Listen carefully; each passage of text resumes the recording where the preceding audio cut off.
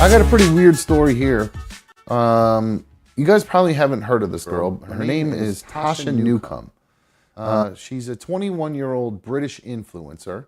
Now, let me see if I can find pictures of her real quick. I'm sure she's got an Instagram. Is this her? Yes, this is her. This is Tasha Nukem. Now, I promise you, I'm not just showing you this story just so we can look at a hot chick with a great ass, beautiful blonde girl. I promise you that's not why we're doing this story. It's why I'm getting real distracted right now. But anyway, this is Tasha Nukem. She's 21 years old. She's from Britain. She's a British influencer. You can see here some more pictures. We'll show a picture of her wearing some clothes instead of just in a bikini. You know, I'm a gentleman. I'm a gentleman. Here you go. Here's one wearing clothes. Not bad looking chick.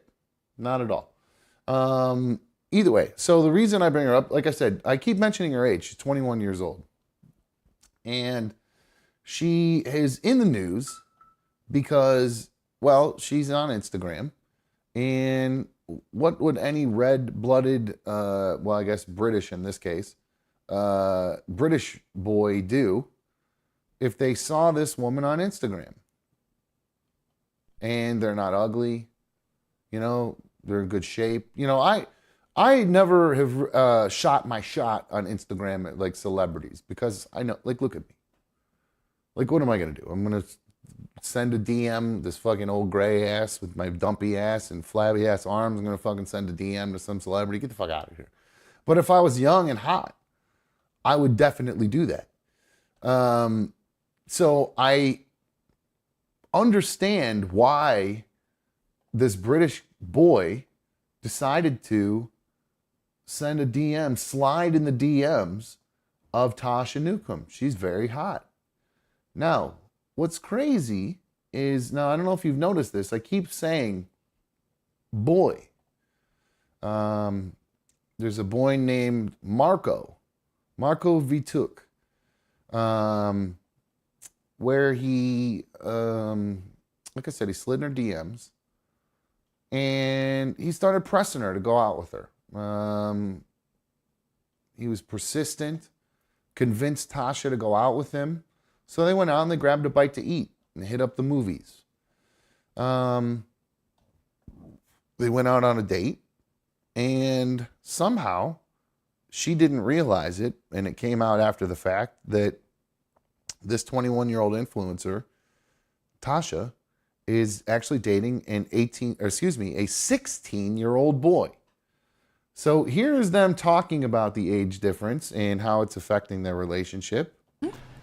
This is on the Blue Tick podcast, whatever the fuck that is. Officially a couple. Yep. That's right. Let's start off with your names and ages. Okay. So how old are you and what's your name? Hi, my name is Marco. I'm 16 years of age. And yourself? And my name's Tasha and I'm 21. And how would you say dating someone younger is going? It's going better than any of the others that I've been with. Really? 100%. I've never met someone so, like, respectful in my life. It's crazy. Do you not miss out on having an older man kind of thing? Like having that, babe, I'm picking you up, we're going for dinner?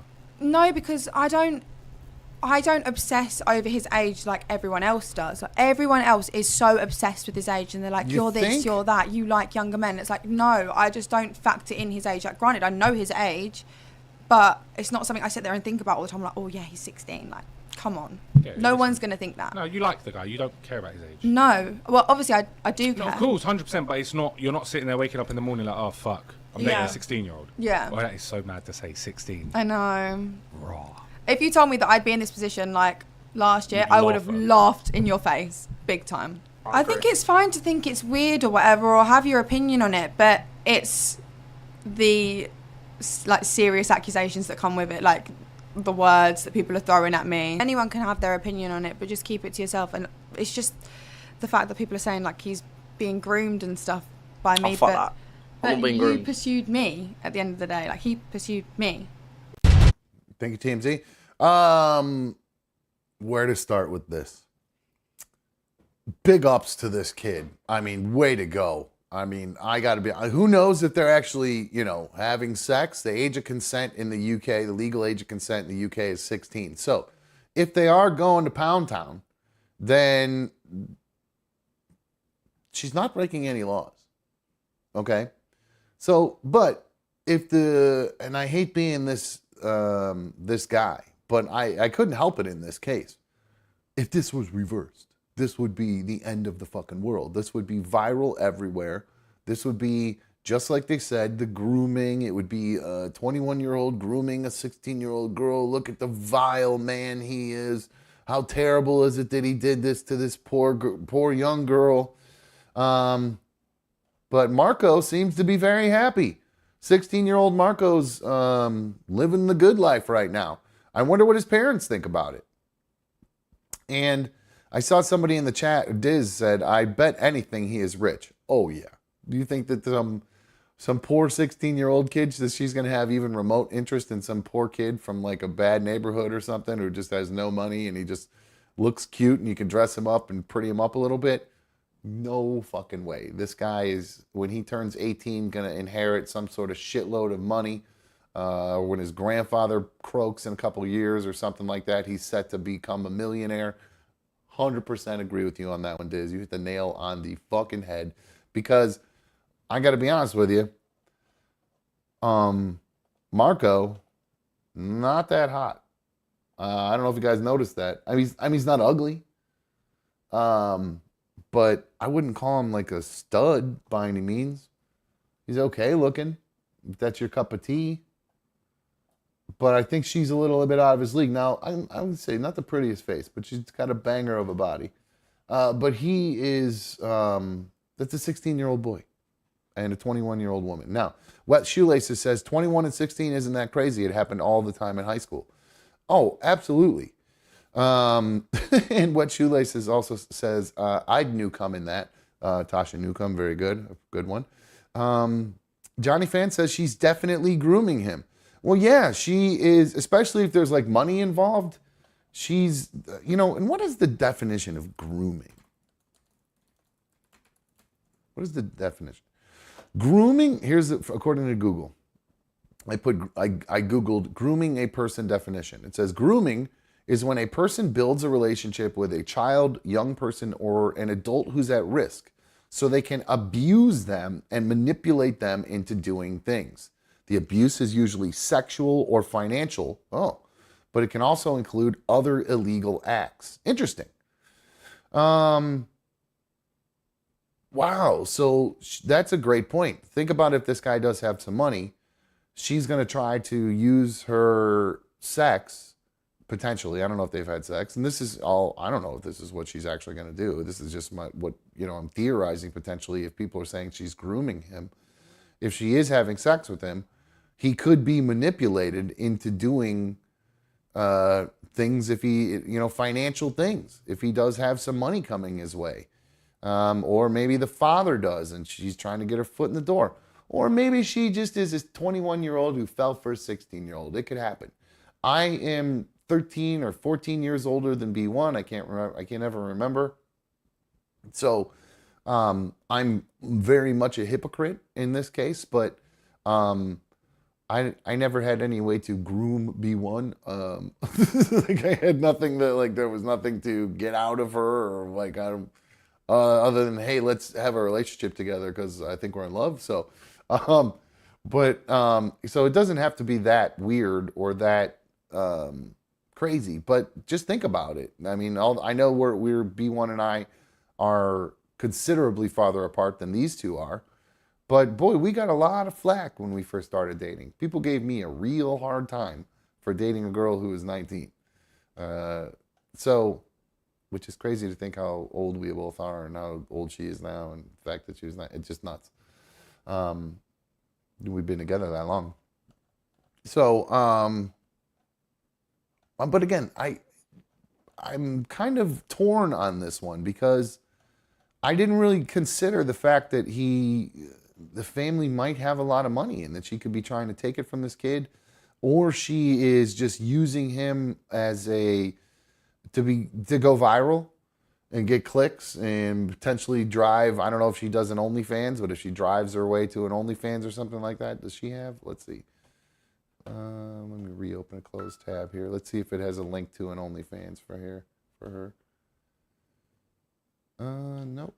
Why is this not open?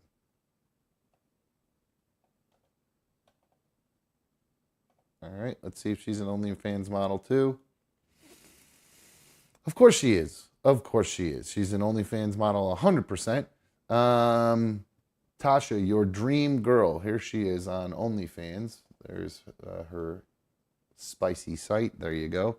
Actually, I don't even know if I can show that. I don't think YouTube likes showing OnlyFans stuff, so I don't think I'm going to show that. Anyway, you can find it there. Just go to her Instagram, Tasha A. Nukem. Nukem with a B. So yeah, we'll see if this gets any more traction, if they end up, what happens when they break up. Do they stay together? Does she end up becoming a multimillionaire, marrying him, and then divorcing him, becoming a multimillionaire? Who knows? So, Curious George. Oh, and Alexander Drought says, B1 was 19, not a high schooler. It's a very good point. It's a very good point. Crooked Orchid says, I think this is for sure a money move for subs. So there you go. All right. That was another one that I called. Total money grab is what everybody seems to do. CYX says, it makes more sense for women to date younger men than the other way around, if you ask me, with a laughing face and eggplant.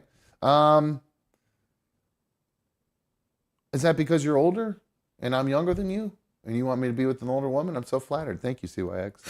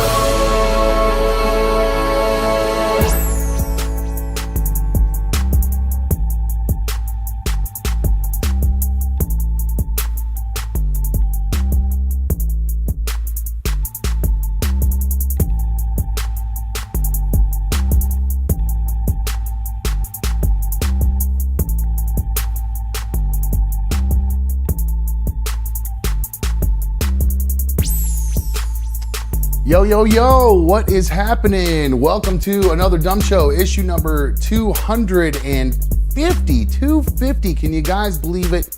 So good to have you guys here with me tonight. It feels so good, it feels so right, having you guys streaming on my tube at night.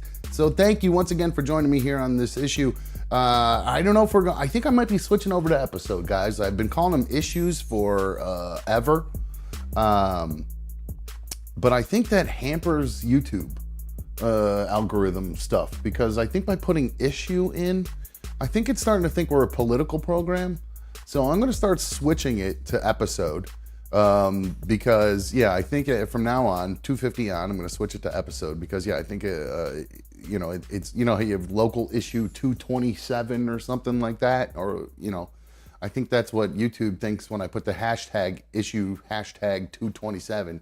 It thinks I'm talking about some sort of local political issue, like should the lunch ladies make more money or something. So I think that we're going to switch it over to episode from now on. And thank you, Scarf Mommy, for agreeing. Scarf Mommy is one of the members of the League of Dummies. Shout out to the League of Dummies. Appreciate it. She's also a Super League member, I believe. She might even be a Team Dumb Ultimate fan. I don't even know. But you can also become a member of the show by clicking the join button on the Another Dumb Show YouTube homepage. Just click join and you can become a member. Pick a tier, $2, $3, $10, one of those levels to help support the show.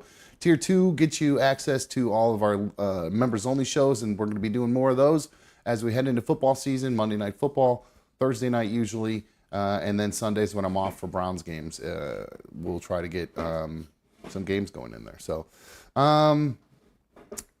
speaking of League of Dummies, I would hope all of you that are in the league would hit the thumbs up on tonight's video. And even if you're not in the League of Dummies, if you're not in our live chat over there, hit the thumbs up for us. And if you're wondering why you can't be in the live chat, you have to be subscribed to the channel. So go ahead and subscribe, and then about 10 minutes later, you'll have access to our live chat. So reminder, if you are not watching live, go ahead and comment on the issues. I'll read back your comments live. And you can always download the show as an audio-only podcast through YouTube Music. Don't forget, you can follow the show, X, Instagram, at Another Dumb Show. You can always follow my DJ Instagram, at Sean Street Entertainment. You can follow my personal one, at ADS Dumb. Trying to post more there. So go check those out if you want. You can see some of my beautiful wedding stuff. And I had a great wedding this weekend. Had a couple weeks. I got a good wedding story you guys are going to love. I'm going to tell that story here in a little bit. And that's it for all that good stuff. Oh, forgot to tell you guys, I pay for these damn phones, so I hope you'll call in when I'm talking about stuff throughout the show. 1-844-HIT-DUMB, 1-844-448-3862. It's free to call. And if you're watching on your TV or your iPad and you have your phone available, if you're watching on your phone, I understand if you can't call, but if you're, by the way, you can hear the show while you're on hold. So if you do call, you'll be able to hear the show while you're on hold. I think that little hiccup was fixed. So I would love to have everybody call into the show because, like I said, I pay for these damn phones. So, all right.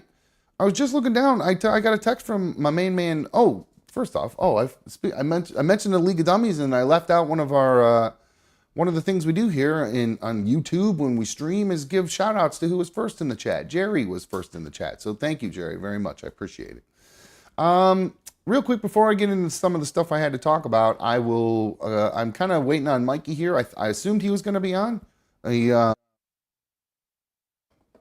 He texted me, God damn it, get away from that camera. He texted me earlier asking me if we were going to be live. And I said, yeah, we're going to be live. And actually, I have some fun stuff I want to do with him tonight. So hopefully he will be on and we'll be able to talk to him. So let's see here.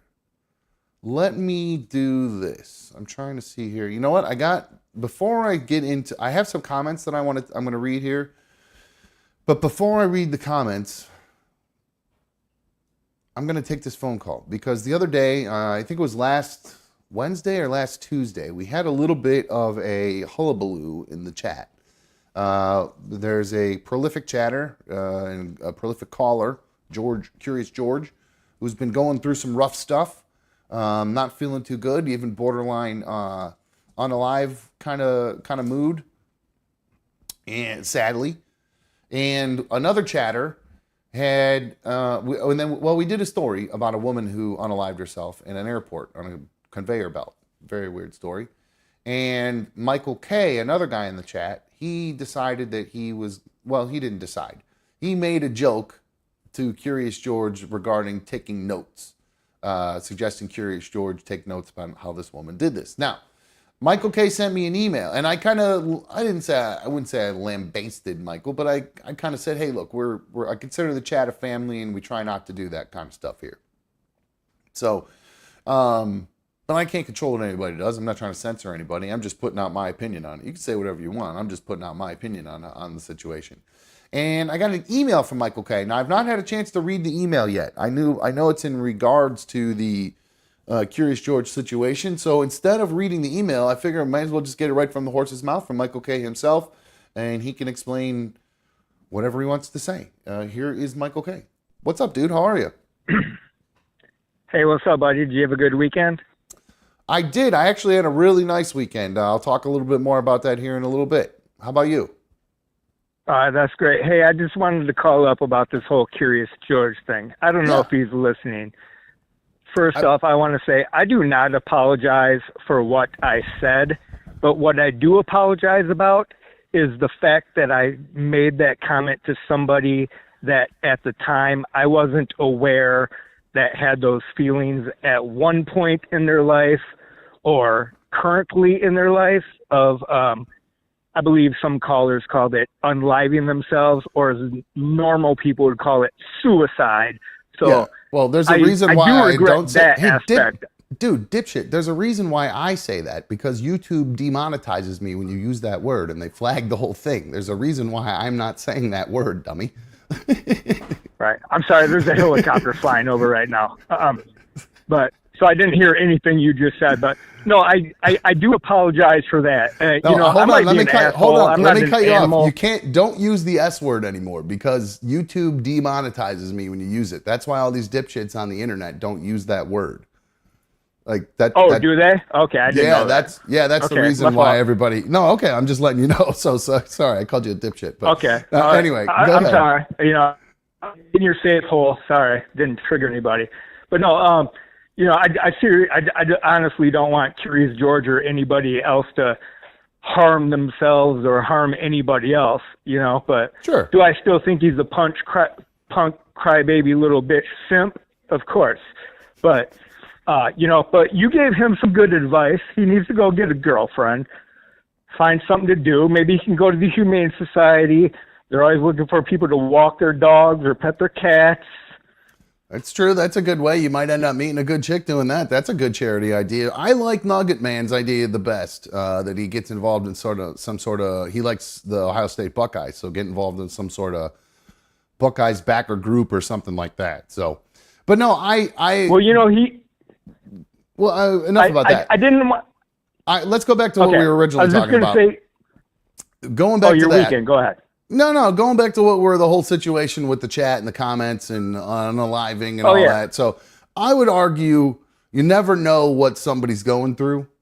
You know what I mean? So I would argue that that's probably not the coolest. I understand it was done as a joke, but I would have done it not in a manner where it was directed at one person in particular. You know what I mean? Like I would make a joke to like, you know, even if you wanted to make fun of George, I would say there's some simps in here who could take notes. That's different. You know what I mean? That's a different, you know, then it's up for interpretation. You've kind of left it open-ended and it's still a joke. If that makes sense. And if somebody wants to run with that and that's how they feel, then that's on them. But you've decided, you know what I mean? It's more of the targeting, I think was the... Oh, I absolutely know. Trust me, dude. I was in Gettysburg over the weekend. I spent half my week fucking thinking about it, to be honest with you, or half my weekend. Oh man, well don't let it bother you. But it's good to know that it bothered you because obviously it affected people and people get all upset about it and that kind of stuff. But no, it's good that you're, you know, I don't expect you to change, and that's the thing too. I think I did defend you a little bit and said that I don't think you would have intentionally done that. Was in that case. I think that's what I originally had said because I just didn't think that you were. I don't know. I didn't think of that. You know, I know you're kind of a dick, but not that big of a dick. You know. Right. There was one thing that made me think about you on this trip, man. And we were in Pennsylvania, and we stopped at a gas station, and we went in to the store to get some refreshments, and I was wearing my pit spitters hat. And you're the only person that has ever said this to me when I showed you their logo. But the cashier, he's like, "Are those apples smoking on my hat?"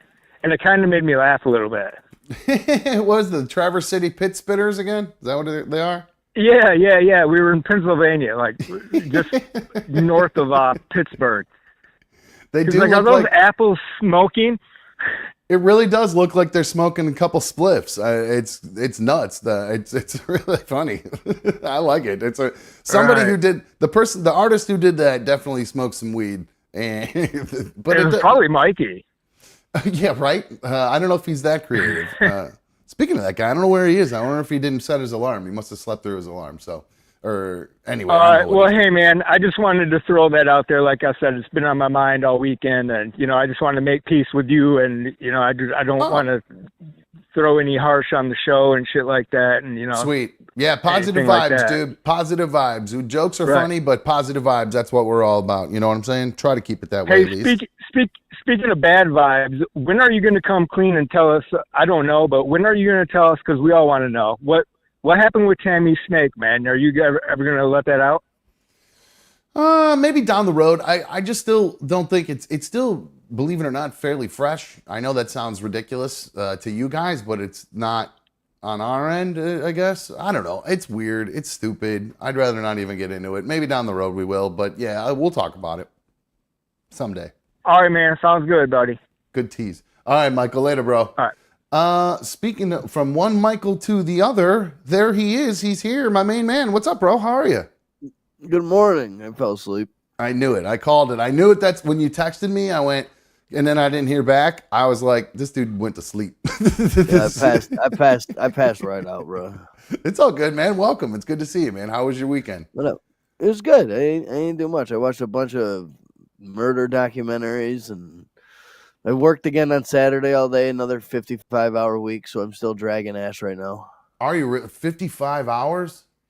Yeah, 2 weeks in a row, 55. Dude, that's insane, man. I don't know how you guys do that. I mean, I was doing that for a long time, but I was dead to the world.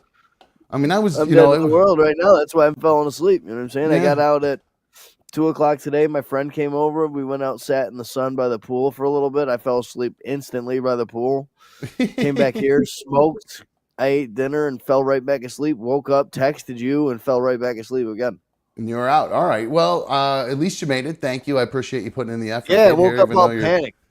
Oh, dude, don't ever panic. You get here when you get here, man. We'll figure it out. I just, I have some fun stuff that I want to do with you tonight. There's huge breaking news in our fantasy football world. CeeDee Lamb is now officially signed. He was my first overall pick, the wide receiver for the Dallas Cowboys. Yeah. He was my first overall pick in our fantasy football draft, and he actually he's been holding out. So I took a little gamble when I when I drafted him. And today there was a huge story in the NFL. He became one of the wealthiest players of all time. He's second highest played. Yeah, here he is. Non-quarterback in NFL history. Sorry, you ain't touching my boy yet. No, that's okay. CeeDee Lamb, wide receiver for the Dallas Cowboys. He's got a new contract. It's 4 years, $136 million with a $38 million signing bonus, which makes highest ever by wide receiver. I know, isn't that crazy? And then and then you mentioned before the second highest paid non-quarterback in NFL history. So, pretty impressive shit for this dude. If you guys don't know who CeeDee Lamb is, actually check this out. You guys will remember this video of him.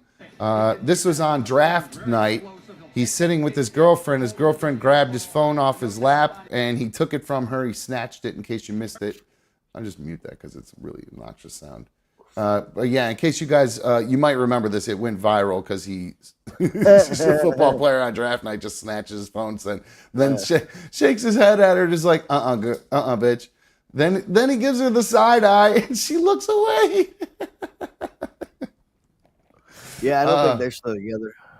I doubt it. I'm sure that was just a little bit of garnish for the draft. Yeah, that was some garnish of the draft. Probably going to get him in trouble the way Justin Jefferson got in trouble with his. What does that mean? Justin Jefferson, he got in trouble with his little side piece. Oh, that's right. She claimed that he forced her. He was trying to pressure her into an abortion. Blah blah blah blah blah. But now he's a dad. Yep, we talked about that. It didn't work out for him too well. But so yeah, we're going to talk some more football later on. In fact, I want to go. Oh, come back. I'm here. I think you might need to back. reboot. There we go. There we are. It does this every time now. I should know that 5 minutes into the stream, I'm going to freeze. Little hiccup. That's okay. But good news is you made it back. And tonight we are going to talk more football. Probably after the break tonight, I want to go through the Viking schedule and the Browns schedule. And you can pick how you think the Vikings are going to turn out this year. We'll go game by game, win-loss. Oh, and I've done this. I got it written down.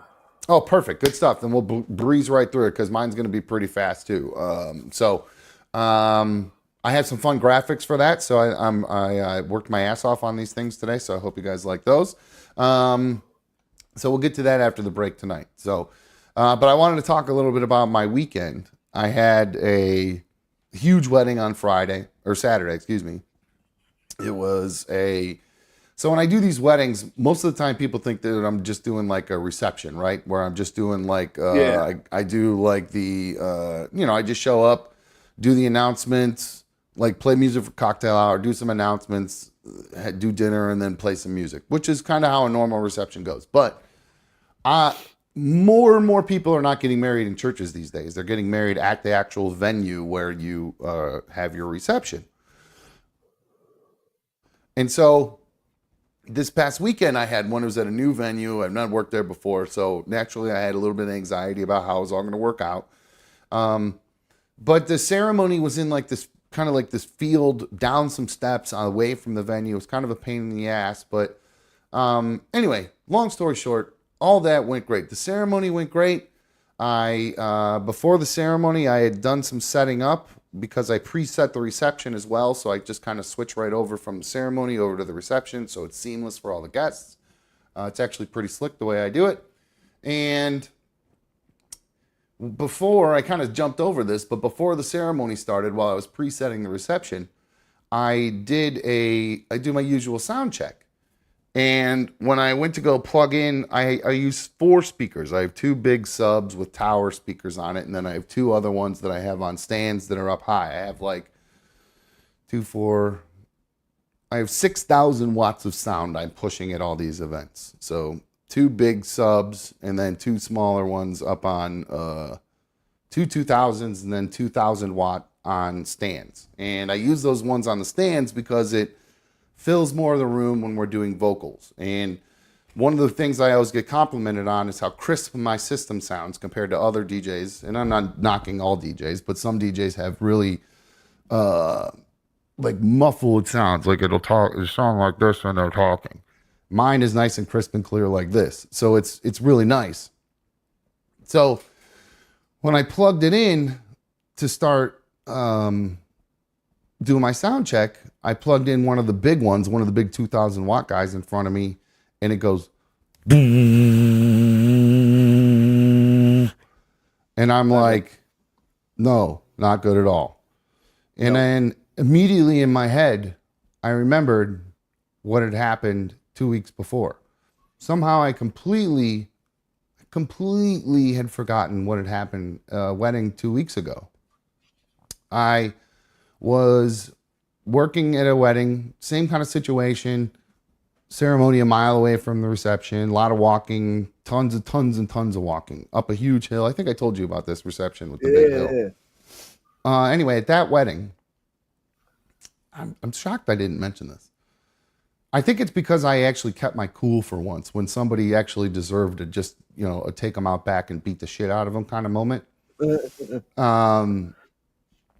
I was working with there's always all these other vendors at weddings, right? So you got the hall, you got me, you got photographers, you got videographers.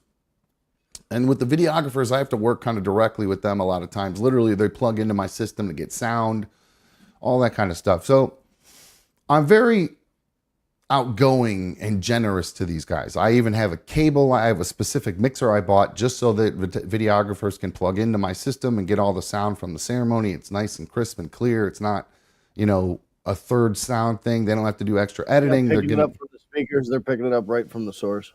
Right from the source. Exactly right. So it sounds great. Yeah. There's some videographers tape a little tiny microphone to my speakers and it looks like shit, and I hate when they do that. So this is one of the reasons why I set this up this way. So I have a cord that they can plug right into to get all their sound. So they're around my system a lot. And they're always usually really good about asking me, hey, can I grab this off of it, or can you hand me that when you're done with it, when they need it back or whatever.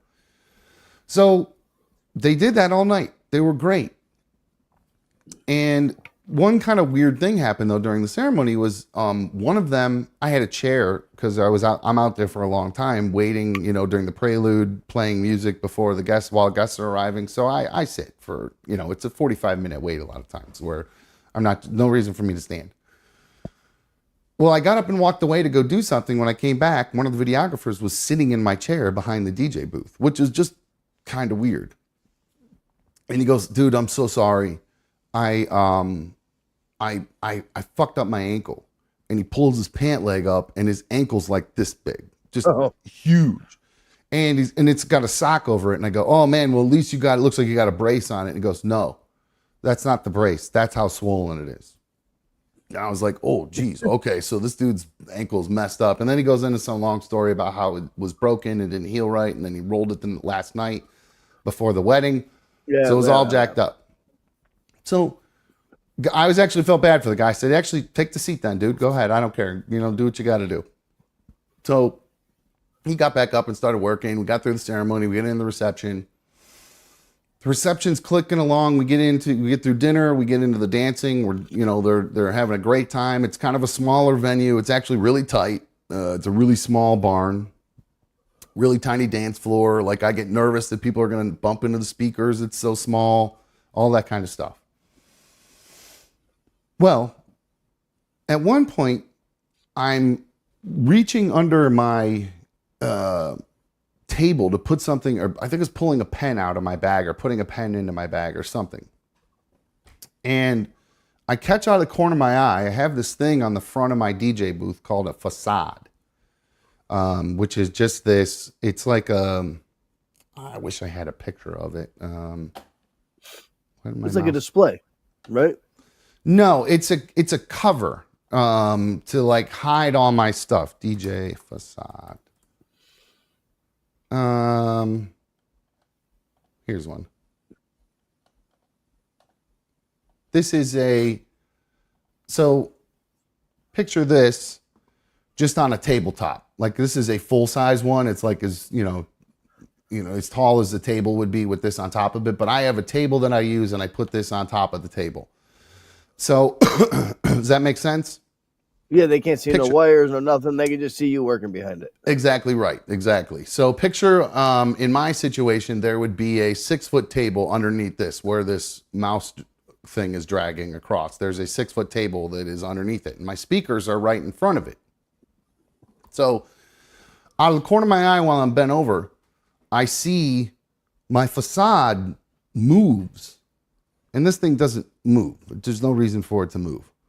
And so I pop right up and just put my hands right on it because in my mind that means somebody's leaning on it, which is what will happen. Yeah. People will walk up and they want to lean on it to talk to me, like it's a fucking Chipotle counter or something. You'd think people would learn. Yeah, the way you lean on the DJ thing at a club when you're in your 20s trying to throw a request up to them. That's how exactly what still happens. So I have to like put my hand on it and tell people, don't lean on that. People are usually pretty cool about it.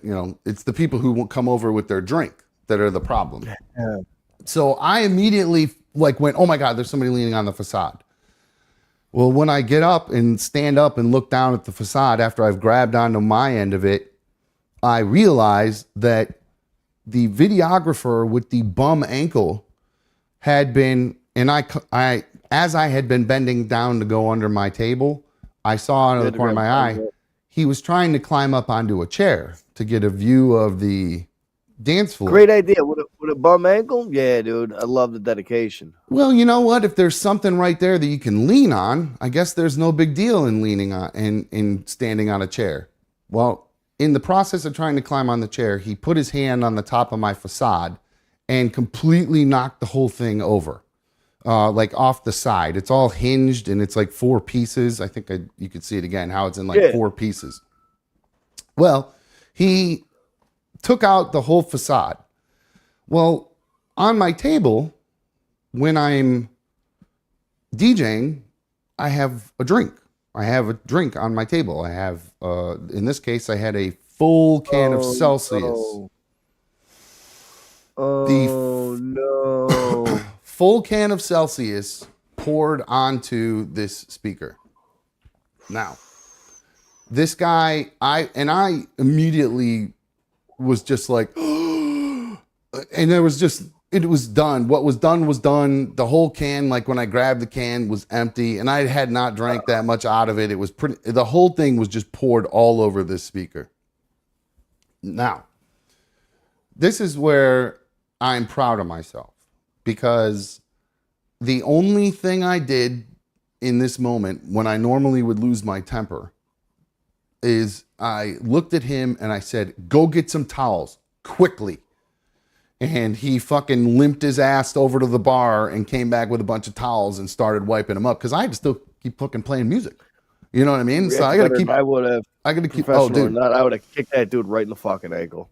Dude, I'm so proud of myself for not losing my temper. I've, that'll tell you the difference between working on that radio show where you were expected to lose your temper and let your emotions fly, and like at least I thought.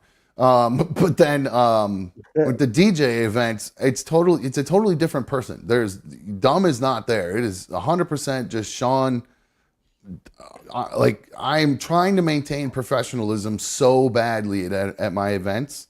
You know what I mean? Like I do not want any semblance of dumb at these events. It's all Sean. There's no fucking shenanigans. There's no anger. Nobody's getting mad. Even when I get mad, I keep cool. And this was the ultimate moment of getting mad, and I kept my cool. The reason being in part was the speaker, while it sounded off, kept playing. It wasn't going,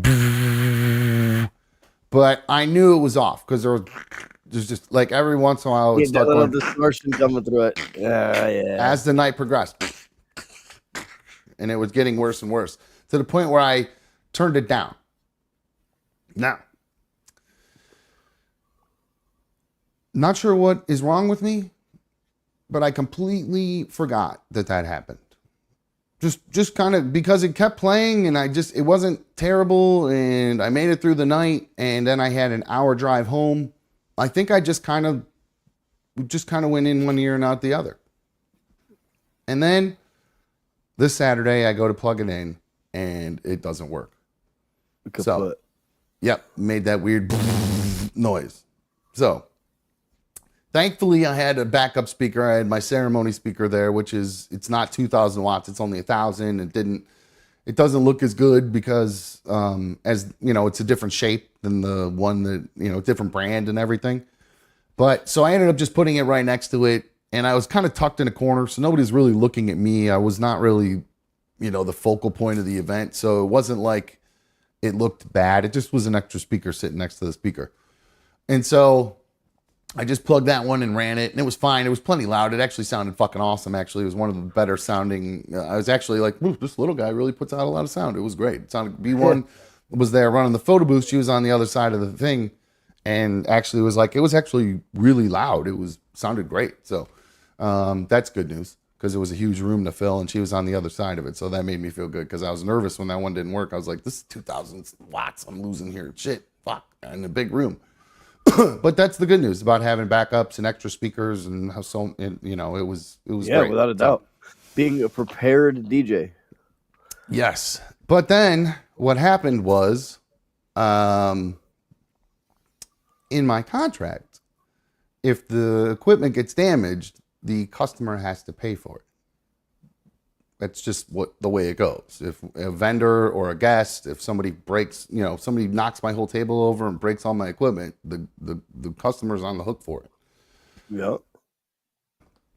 So, and this sucked so bad having to ask this customer for this because I don't know if I remember. It's a horrible phone call to have to make.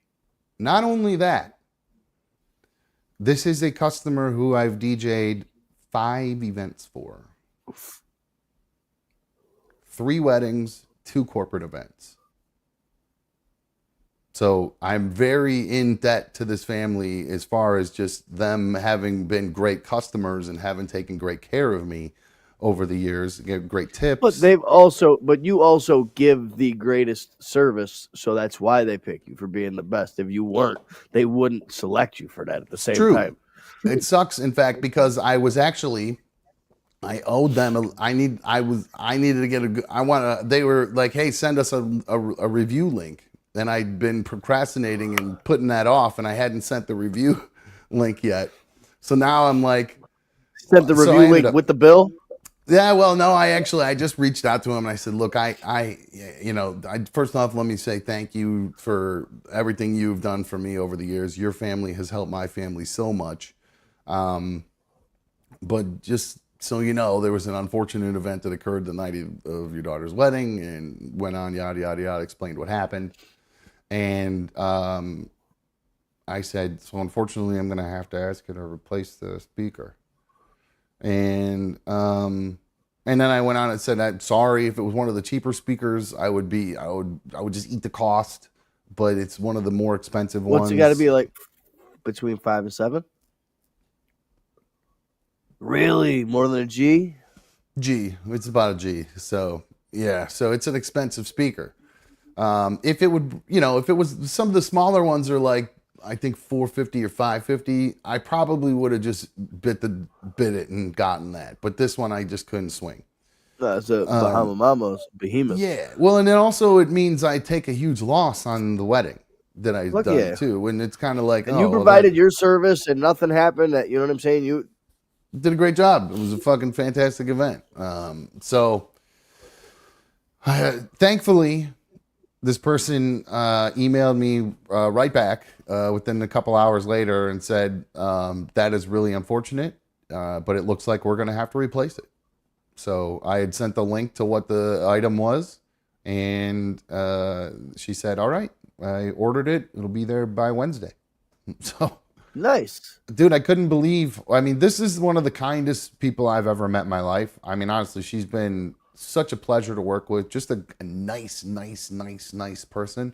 And I'm walking around, and Irish Ronnie says, why would you have a drink near or on the speaker? No, it was on a table, not, it got wiped out. The whole thing went flying. The guy knocked it and sent it flying. That's, you might have missed the beginning where he knocked the facade over it, so it sent the drink flying.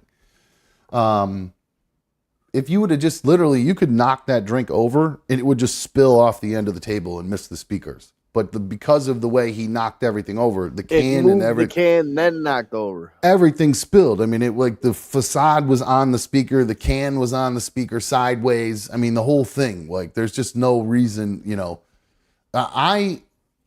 From now on, probably will not have anything anywhere near it. I'm going to get some sort of Stanley or something with a lid at this point, and I'm just going to, you know. But then I risk pouring red wine. If I get a wine, I got to pour it into that thing. I mean, you can't win.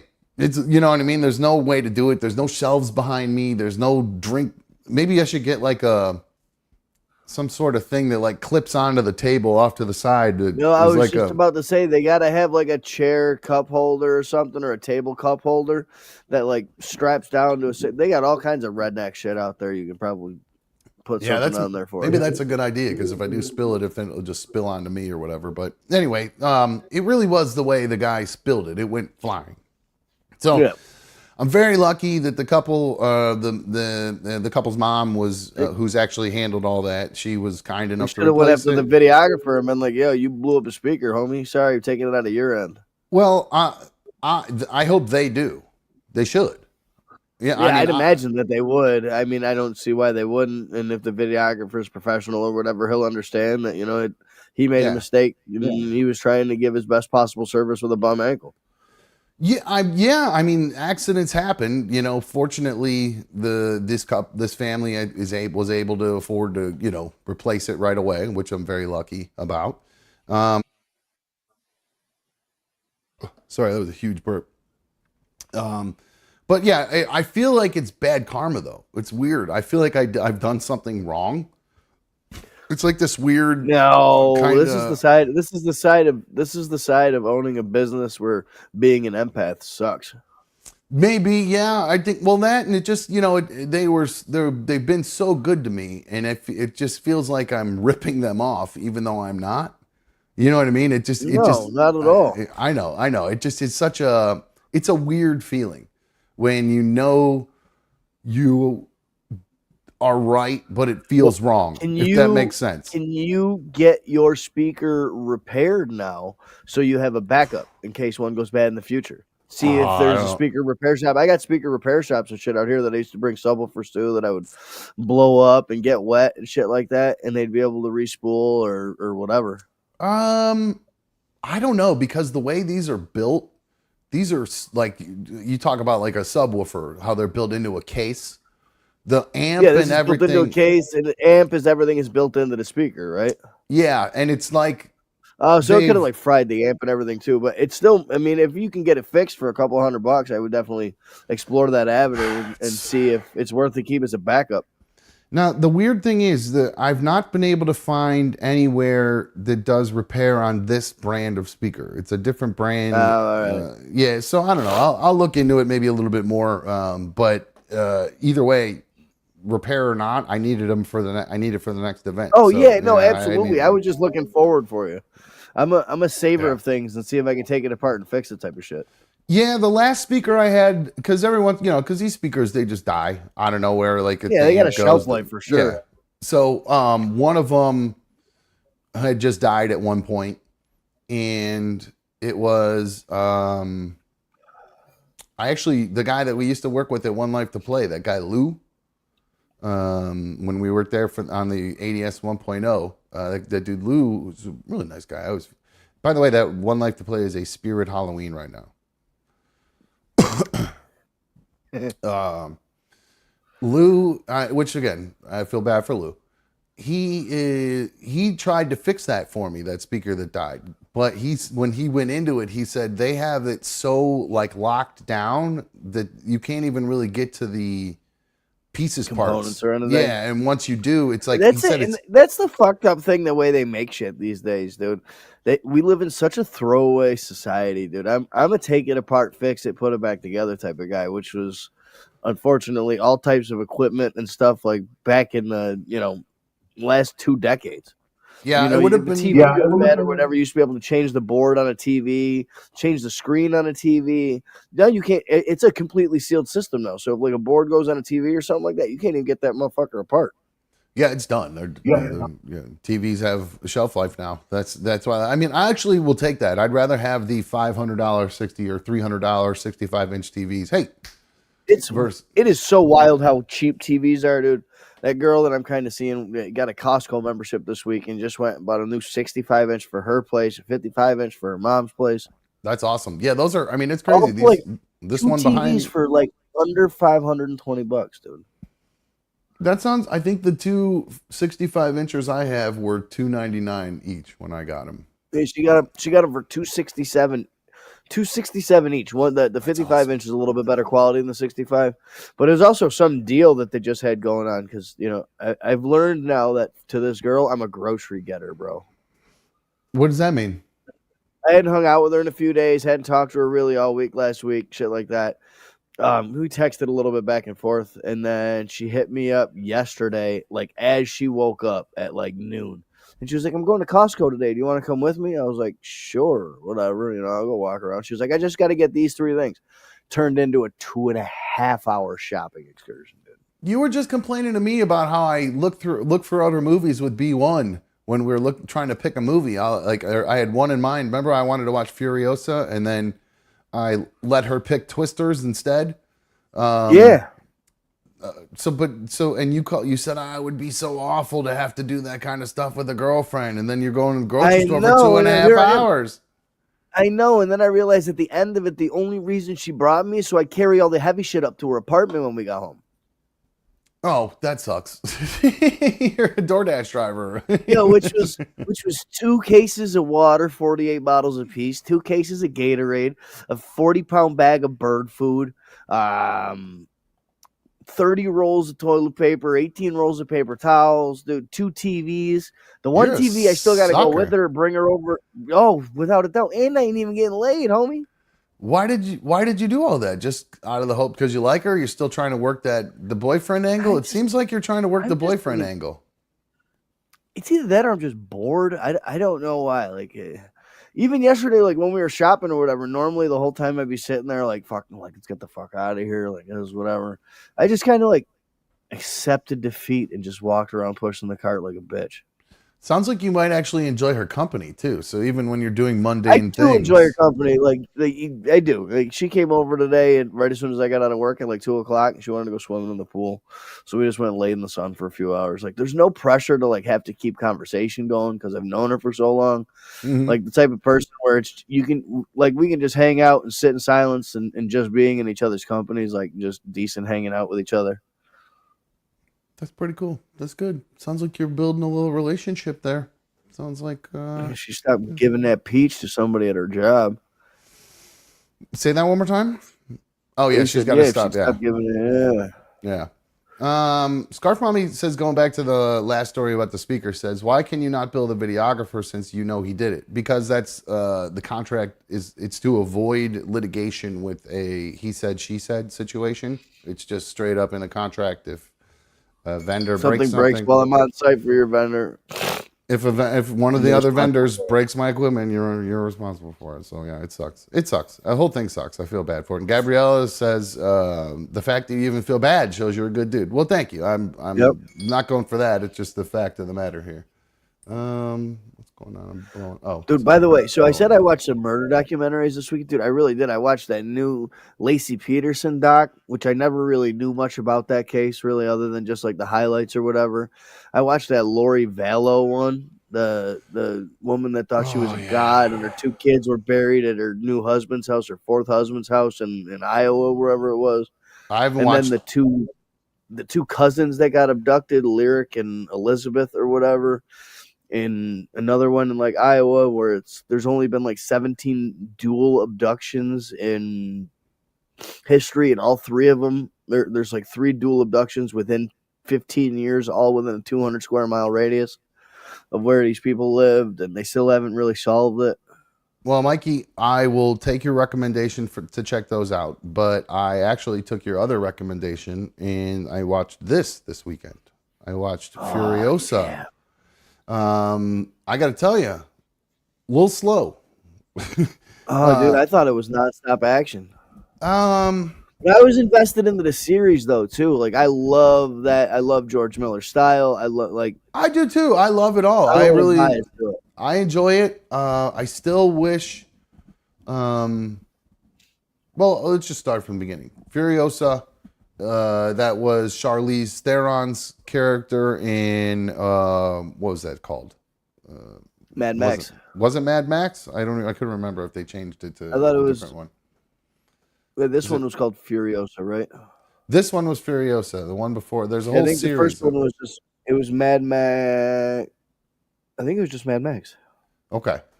So, yeah, Charlize Theron was in that. She had no arm. This movie, or is missing half an arm. This movie is the prequel to that movie, and so you find out. Fury Road. Fury Road, that's right. That was one with Tom Hardy and Charlize Theron was in it. So that was the one that was about Mad Max, that series. This is now going over to talk about Furiosa, a character from that. And now they give you a prequel to this character who was in Fury Road or whatever you just called it. It's like her origin story. Yeah. So I have to say, visually stunning, as always. Though I have a horrible disdain for movies that are yellow. Where the whole movie is where everything has. You don't like Dune then either, do you? No, I don't like the Star Trek scene or Star Wars scenes where they go to like Tatooine and everything's yellow. I like Sicario. I've heard watching because everything's yellow. It's such a great movie, dude. I Sicario know, is so good. It's awesome. To your defense, and I can understand where you're coming from, that those movies, the Mad Max movies, are not meant to be watched at home. On the IMAX, with the IMAX visuals and the IMAX sound, dude, it is visually stunning. It was. No, don't get me wrong. It was. I think I said it was. I just don't like that yellow tint to everything. I know it's a desert and it has to look like that. It's just something my eyes don't like that. But I got past that. I had my surround sound bumping, so it was like boom, everything was swishing around and thumping, and it was fucking sweet, actually. It was the middle of the day on Sunday. My neighbors weren't home, so I had that shit cranked the fuck up. It was actually great. When they break out the drum truck. The whole thing. So, what I did like about it is everything I always watch when these Mad Max movies is I want to know what happened before it. What happened before? What happened before? What happened before? So we got a little bit more of the before in this one than we did in the other ones. The other ones were just like Mad Max in the wasteland and trying to get gas or get water or whatever. This one, same kind of story. But a little bit more, I don't know, I seem to care more about Furiosa than I did about Mad Max. I don't know why. Probably because Mad Max doesn't talk much, while she didn't talk a lot. You saw that little Easter egg for Mad Max in there, didn't you? Now, is that guy Mad Max? At the end of the movie when they're driving and they're on the hill overlooking everything?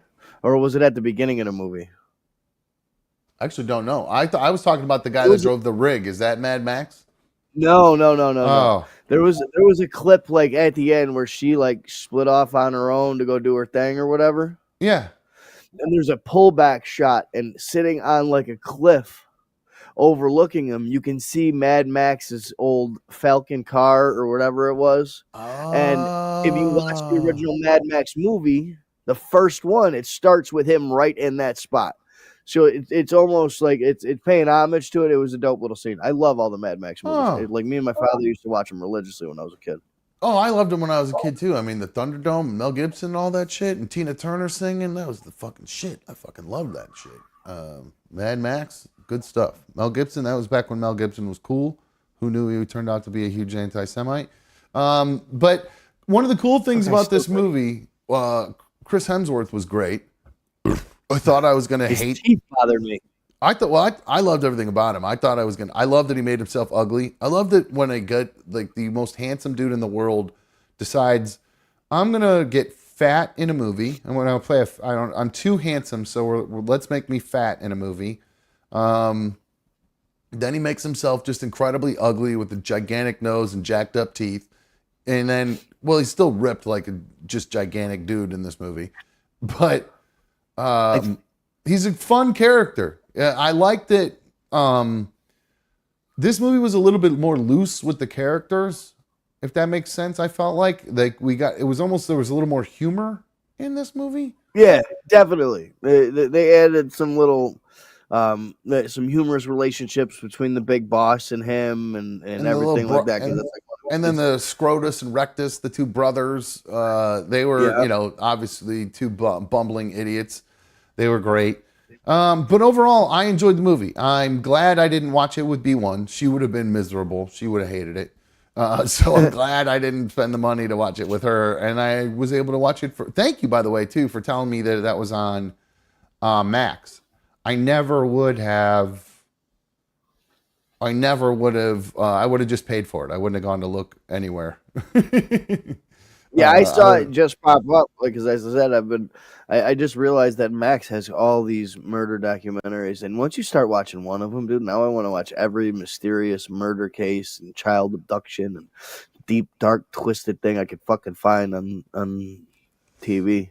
Yeah, you know what? That last one that I watched was so heavy that Six Schizophrenic Brothers documentary. I think I'm off of documentaries that are potentially heavy right now. I'm just trying to do those kind ones, of mindless. I mean, that one you have like a personal, a semi attachment to it because your uncle and everything. That's true. I don't really know any young girls that have been kidnapped except for the 2 or 3 that that are buried somewhere. But I don't know. I have no kind of connection to those, so I guess I wouldn't feel weird or overly emotional about them like I did on the last one. But that last one got me pretty good. I'm looking for some of these ones my mom has been recommended to me. My mom can't watch anything that's like graphic. Like I can't put her on any like graphic thriller TV shows because that's what I'm into as well. Like the fictional like True Detective and shit like that because she says, "Oh my god, that's too dark and disturbing" or whatever. But then she can watch this Lori Vallow shit where she's kidnapping the kids and taking them across the country and burying them in the front yard with. You know what I'm saying? Like that is weird how women can watch that true crime stuff, but like couldn't watch a John Wick movie or something like that. Yeah. Or some women at least. No, going back to Furiosa though, one of my favorite parts of Chris Hemsworth in that movie was the motorcycle chariot that he had. He had 3 motorcycles attached to a chariot, and he was pulling the reins like a fucking. Like a horse-drawn chariot back in like the racing days of, Rome or whatever. Racing days, but in the ancient days of Rome where they did racing with these chariots. Now, I came across a video. You got a kid over there? Is that the neighbor's kid? No, I got all my windows and stuff open right now because it's a nice, like, semi-cool, no humidity night. Oh, it's the complete And there's opposite people, here. like- It's a bazillion degrees and humid as fuck Well, here. It's coming tomorrow. Tomorrow's going to be like 90 degrees, humid. But I'm guessing my apartment's probably like 77 right now, to be honest with you. It was, but I'm comfortable in it. It was 85 at 10:30 this morning. It was a hot. Yeah, no, that heat's going to be here tomorrow. I'm going to be dying tomorrow at work. I know it already. Well, maybe I don't know where this video's from, but the reason I'm playing it is because it reminded me of Chris Hemsworth and in the movie Furiosa, where he has the motorcycle chariot. Check out this video, Mike. You're gonna love this shit.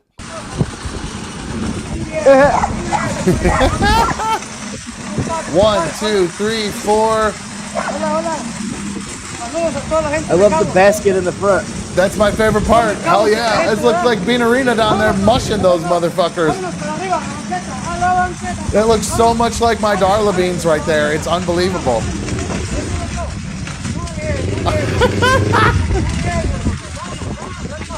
Vámonos, vámonos.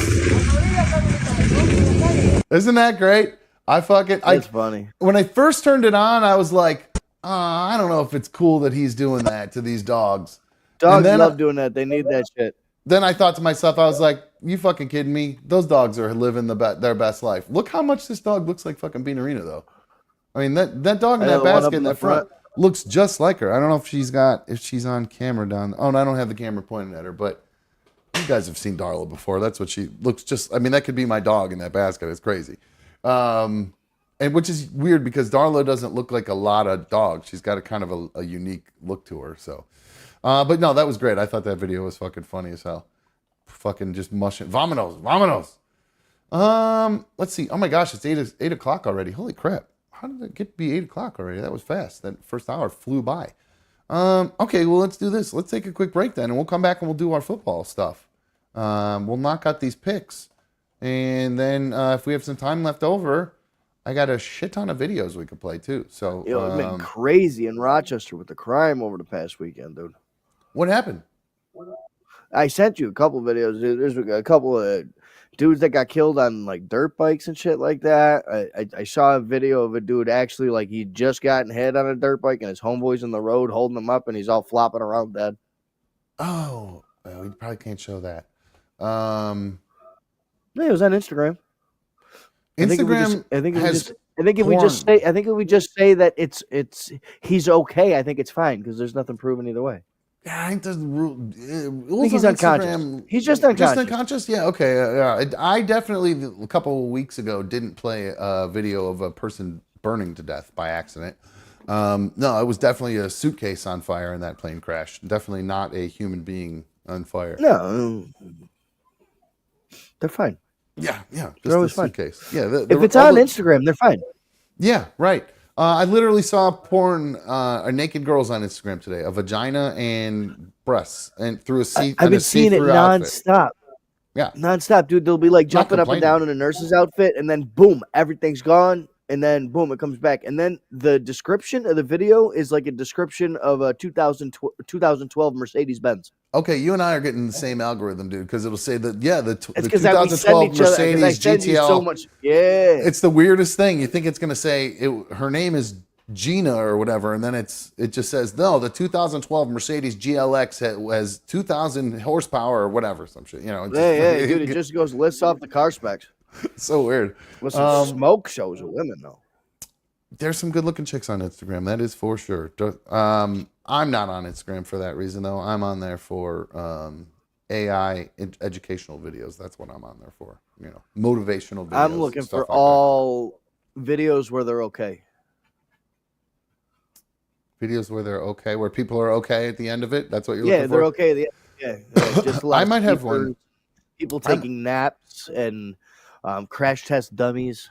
Yeah, naps in pools of red wine. Yeah. Yo, some of the gun videos, dude. I mean, I know they're all fake and everything like that, but they look so real.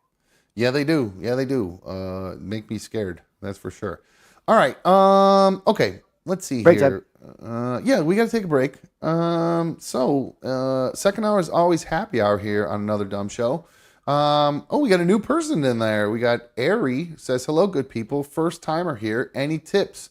Just cold kick it live. That's how we do it here, man. Just have a little bit of fun. Easy stuff. That's it. Just chill. You can become a member. Hit like, hit the thumbs up on tonight's show. That's the advice. If you're new to YouTube, if you've come from the radio world, which I believe, if I recognize that name, you do come from the radio world. You do thumbs up on YouTube. You smash the thumbs up. Smash the subscribe button, which you already did since you're in the chat. And then if you want to help support the show, you can do super fan donations or you can become a member. Go to the Other Dumb Show homepage, hit join, and then pick a tier level to help support the show. If you pick the tier 2 level, you'll have access to our members only shows that we'll do from here and there. So welcome. Good to have you. Alrighty, guys. Did my mic just die?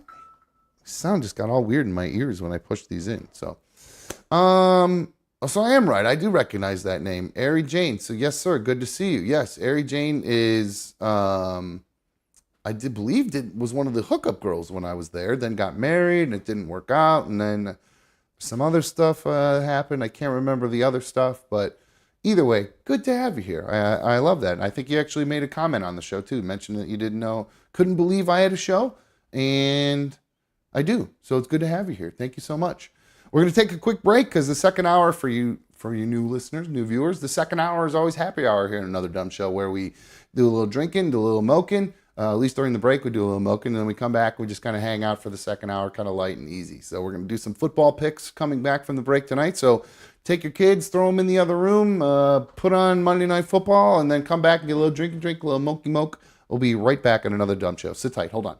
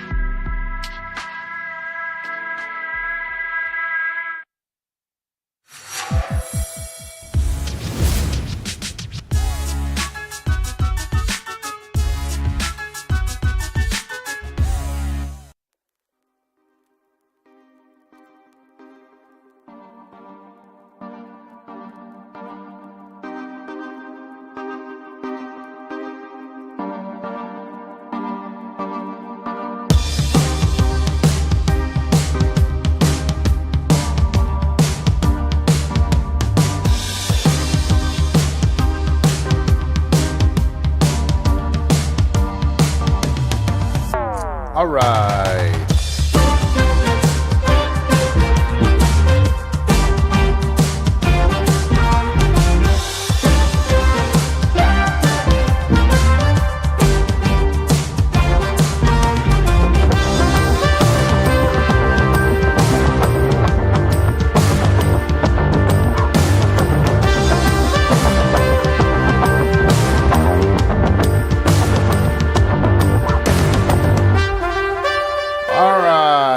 Welcome back to Another Dumb Show. I'm Another Dumb Show host. Thank you for joining me on issue number 250. So good to have you guys here with me, streaming on my tube. Thank you for sticking around through the break, Average Joe. Yes, we do take a break here on Another Dumb Show, even though it is a podcast. We take a break here, buddy. You want to know why? Botched vasectomy. And I got the bladder of a fucking 9,000-year-old person, and I got to piss every fucking 20 minutes. So, sorry, bro. Look, we made it. You're lucky we make it an hour. But I'll be honest with you, a lot of times we don't take a break. Sometimes, not a lot of times. Sometimes we don't take a break. So, I appreciate you watching either way. If you stuck around through the break, appreciate it. If you didn't, go fuck yourself. All right. We like to smoke some weed here during the breaks. Take bathroom breaks, smoke some weed. You know, we keep it chill here. We keep the chill vibes. That's why the break music's nice and chill. Throw some pictures up, so there's something to look at while you're smoking or whatever. I get people just I completely forgot to smoke and got lost in an Instagram fucking tirade because we were talking about it right before the break. An Instagram. And my God, my algorithm was on fire. Oh, I thought you were saying like you got in like an argument with somebody on Instagram is what you were saying. No, I fell down a rabbit hole hitting that little reel button at the bottom right-hand corner. Oh, and just rolling with it. So, okay. Well, we'll talk Instagram videos a little bit later, but for now, Mikey, it is, it's a football season. Monday Night Football's tonight. When's the official first game? Is it this Thursday? It's the next Thursday. No, next Thursday. Next Thursday? I couldn't remember. I always get my September 8th is the Sunday when it starts, and I think Thursday. Starts on a Thursday. Yeah, football season starts on Sunday for me. Fuck the other teams that play on Thursday. Oh, I like that. I love that Thursday night game. I love the way they do that now. It's a huge. I mean, I enjoy too. it because I get to watch football. Don't get me wrong. You're betting on a Thursday. You ready? You ready to get no back betting in? For me this year. I'm not. Nope, not doing it. You've already started. You're doing fantasy football. Yeah, that's fine. That's different betting. That's bet. Okay. that's a strategy game. So is I guess betting kind of is. So is I guess I'll sorta. I'll wait. Wagering. I usually wait like the first 3 weeks. You know, I want to see how it plays out the first 3 weeks. Who's looking hot? Who isn't? Wait for everyone to catch their stride. But then you'll start betting, is what you're saying? Maybe. Yeah, maybe. Oh, I can't wait for Thursday, man. Even if it's $5, do that free bonus bet. You know what I'm saying? And just get a couple of free bets in there. I don't usually get. We'll see what deals they got going on DraftKings. Bro, you must have been real high last season. That's the only one I use. That's all we did last year was we got so many free bets last year. We got all those like every week you get free ones, and then you buy one, you get a free one basically. No sweat bet. Yeah, no sweat if you don't cash it. Heck yeah, man! That's fun. It really adds to the season for sure. So why don't we? I gotta buy the NFL package again soon. I'm not looking forward to that shit. Dude, it's gonna be worth it. You can watch 4 games in multi-view this year on the Sunday Ticket on YouTube. I don't think anything's worth that much money, but I'll pay it begrudgingly. Well, worth, I guess, is not. That's I don't have YouTube word. TV to top it off, so I'm paying more than everybody else. Won't you watch it through YouTube TV? How do you even watch it? Is it an app? Watch it just on the regular YouTube app. There's 2 different apps. There's the YouTube TV app and then the YouTube app. Oh, I didn't know that the Sunday Ticket worked through the YouTube app like that. I didn't realize that. I didn't know that. Yeah, you just have pay like an extra $100 or $150. I thought it was. The Sunday Ticket is how much? It's like $400 or $500. You're going to get it so you can watch all the Vikings games then? Yeah. I usually watch the Vikings games on my homeboy anyways. The only reason I'm really getting it is for all the 4 o'clock games and red zone shit that I'll be watching. Yeah. Did they change Red Zone where it's not going to be on NFL Network anymore? Because I saw a thing in like the bottom corner. I don't think Well, they didn't really have Red Zone, did they? It was their version of Red Zone. No, it seemed like it was NFL Red Zone to me. I mean, that Scott Hansen guy did Oh, it. I never had that guy. I don't even know, to be honest with you. I'd look that up. But you get all your Browns games locally anyways. Yeah, speaking of that, this year I am going to buy, because when we do the watch parties, gross. When we do the watch parties, I'm always behind for whatever reason, which doesn't make any sense because my TV is hardwired into my router. So you would think it would be right there, right? But I'm always like, I'm actually like a minute behind you guys sometimes. It's crazy how far behind I can get. So I am going to buy a local antenna, like one of those ones that one of those square things that you put on your wall. Hell yeah, that's what I watch. Yeah, that's what I watch. It comes through 4K, dude. It's mint. That's what I'm going to do. I'm going to get that. I'm going to watch it in 4K, and then I believe, even because there's no delay as much. There's only the local TV delay on that. There's no YouTube delay. There's no Amazon Prime delay. We'll be on the same page if we're both watching antenna. Yeah, so like on Sunday games we'll be able to watch, but like local Browns games we'll be able to do that with. But like I'm still probably going to be behind in the Thursday night games and the Monday night games. Well, Monday night's on. Is that on local or is that on ESPN now? ESPN. Okay, so I'll still be behind on Monday night. But at least right, because you have ESPN through YouTube TV, don't you? Yeah, but I'm always just a little bit behind when I watch you guys on TV. Like when I'm watching here, you guys are always. Games. Yeah, but we can pause it or whatever. Me and you can stay on the same page. It's always the ones that were on local channels, like 810 or your local whatever the Thursday night. What I can't remember what game. The Sunday night game is always on that we always had a hard time with. Was it the Sunday night games? Okay, maybe that's what it was. Okay, well we'll get it figured out. Either that's way, on Fox. Well, those are gonna be members only, so those are for people who really like the show as it is. So if you know, they'll be used to any issues. Me too. So we're going to do some picks here. Before we get into that, though, we have a really nice super fan donation. Somebody knows how to stroke my ego. This is from Ari Jane. It says, Dumb, your hair looks so much better than what I remember. Time has blessed you. I just got a better hair stylist, to be honest with you. I got a great barber now who does a really good job with my hair. So he's really nailing the fade these days.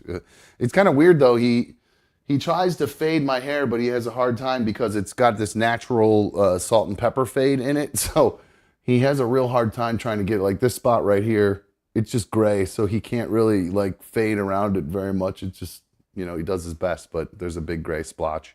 Mikey, did I lose you? Oh no, you were just leaning off to the side. Sorry. I thought you were all like I was you were muted. like this.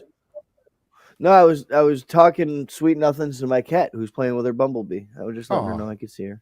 That's sweet. Oh, very nice. Well, Mikey, it is back to football season. You got your Vikings shirt on. Let's You go. always have a Vikings shirt on. How many Vikings shirts do you have? I got it. My whole closet in my room is all my Vikings clothes. There's nothing else in my closet that isn't Vikings clothes. Do you have walk-in closet, and the walk-in closet is all Vikings clothes. Just a purple and gold closet. Do you have any like normal shirts that are just not like are they all logo shirts? This is my summer fucking house trash shirt, dude. It's ripped like a tarp all the way down the side. Like this is garbage shirt. No, I know, but like most of the time I'm not wearing a Viking shirt. Really? Okay, I feel like I'm wearing my Rubino shirt. I wear my Rubino shirt quite a bit. My Vertex shirt, the ammo company. There's a couple of them that I wear. What's Rubino? But I was talking to this. Rubinos, dude. That's my fucking deli around here. Pizza been place open for 60 years. No. Well, they do have pizza, but it's a true Italian deli. I mean, you name it, they got it. They got all the sandwich meats, the gabagol, you know what I'm saying? The antipasto, the hot dinners, the sub shop. Next time you come here, Mikey, we got to take you to, here it is. Here's Rubino's, by the way. I got to take you to, oh my God, I'm having a brain fart. Gallucci's. We have a place here like that is called, that is like one of the most amazing, Italian deli kind of places. Like My all the father's same been shit. going there every Saturday since he was like 8 years old. Really? That's pretty cool. Yeah. Let me show you Galucci's. I love it too. Oh, these guys actually have a website. The other one, yours was just No, they're too old school for that shit. yeah. We don't do that computer shit. Here, I'll show you the inside though. Here's some good. Here's a shot of the deli. Oh yeah, dude, you're gonna love this place. We're gonna go there for sure. Actually, I don't need just picture an Italian deli. Picture Rubino's. Yeah, here you go. Here's Galucci's. Yeah, it's Rubino's, the old school tile. They've been there forever. Yep, there's that. Yeah, I love this place, man. It's great. We'll go there for sure. Where's the other picture? Here's the hot food deli. They got the hot food deli. They got cold food deli. They got the olive bar. They've got the sandwich shop. They got the cookie bar, the cannoli bar. I mean, all the red wines, all the Italian wines. Yeah, same kind of place. So, oh, dude, we got to go then when you come here. You'll have to judge ours and see what you think of maybe, and then you can get a new shirt. You could wear Galucci's shirt too. Hell yeah, I'll rock anything with an Italian name on it. I wonder if they have t-shirts there. I never noticed. Sure I'm usually buying prosciutto and red wine. All right. Another Cleveland institution is football, Mikey, and it is officially football season. So it is time for you and I to. Now, we didn't do this last year. I wanted to do something new this year for football season and go through all the different. Well, you're a big Minnesota Vikings fan. I'm a Browns fan. So I thought we'd go through both teams' schedules and we'd go game by game and we'd pick who's going to win these games. So I figured what we'll do, we'll start with the Vikes. You can go first and we'll kind of talk out. Now, Mikey, you can't just say 17-0 because it won't be fun if you do that. I know that's what you want to do. All right. Well, I'm out. All right, so let's get into this now. No, we got a tough front six, dude. To be honest with you, like I'm really nervous that I'll be happy we get out the front six 3-3. Well, let's take a look at the Viking schedule. Here is the first 12. I couldn't fit them all on the screen, so I figured I'd just do 12 of them. So I got the first 12 teams up here. We got the Giants, the 49ers, Texans, Green Bay Packers, Jets. And so you guys have a bye on that 6th week, but then you come right back and you get the Lions. So, all right, so let's just go game by game then here, and we'll break it down, and we'll kind of see what you are thinking for each of these games, Mikey. So we'll start off with the Vikings are going to be visiting the New York Giants with Daniel Jones and his new beard and his new swag that everybody says he has. I mean, they're getting in fights during the preseason. The Giants are supposedly a little more chippy this year. On the flip side, they didn't throw one passing touchdown in the whole preseason, so let's not forget that. Yeah, no, they still suck. Daniel Jones is still a huge. They do got Malik Neighbors, though. I mean, the guy is a definite threat. Yeah, he's fat. Where did he go to school at? Is he? I don't know where he's from. LSU. That's right. Okay. Wide receiver university. Oh, I think that's OSU these days. No. I don't know. Marvin Harrison. Jamar Chase, Justin Jefferson.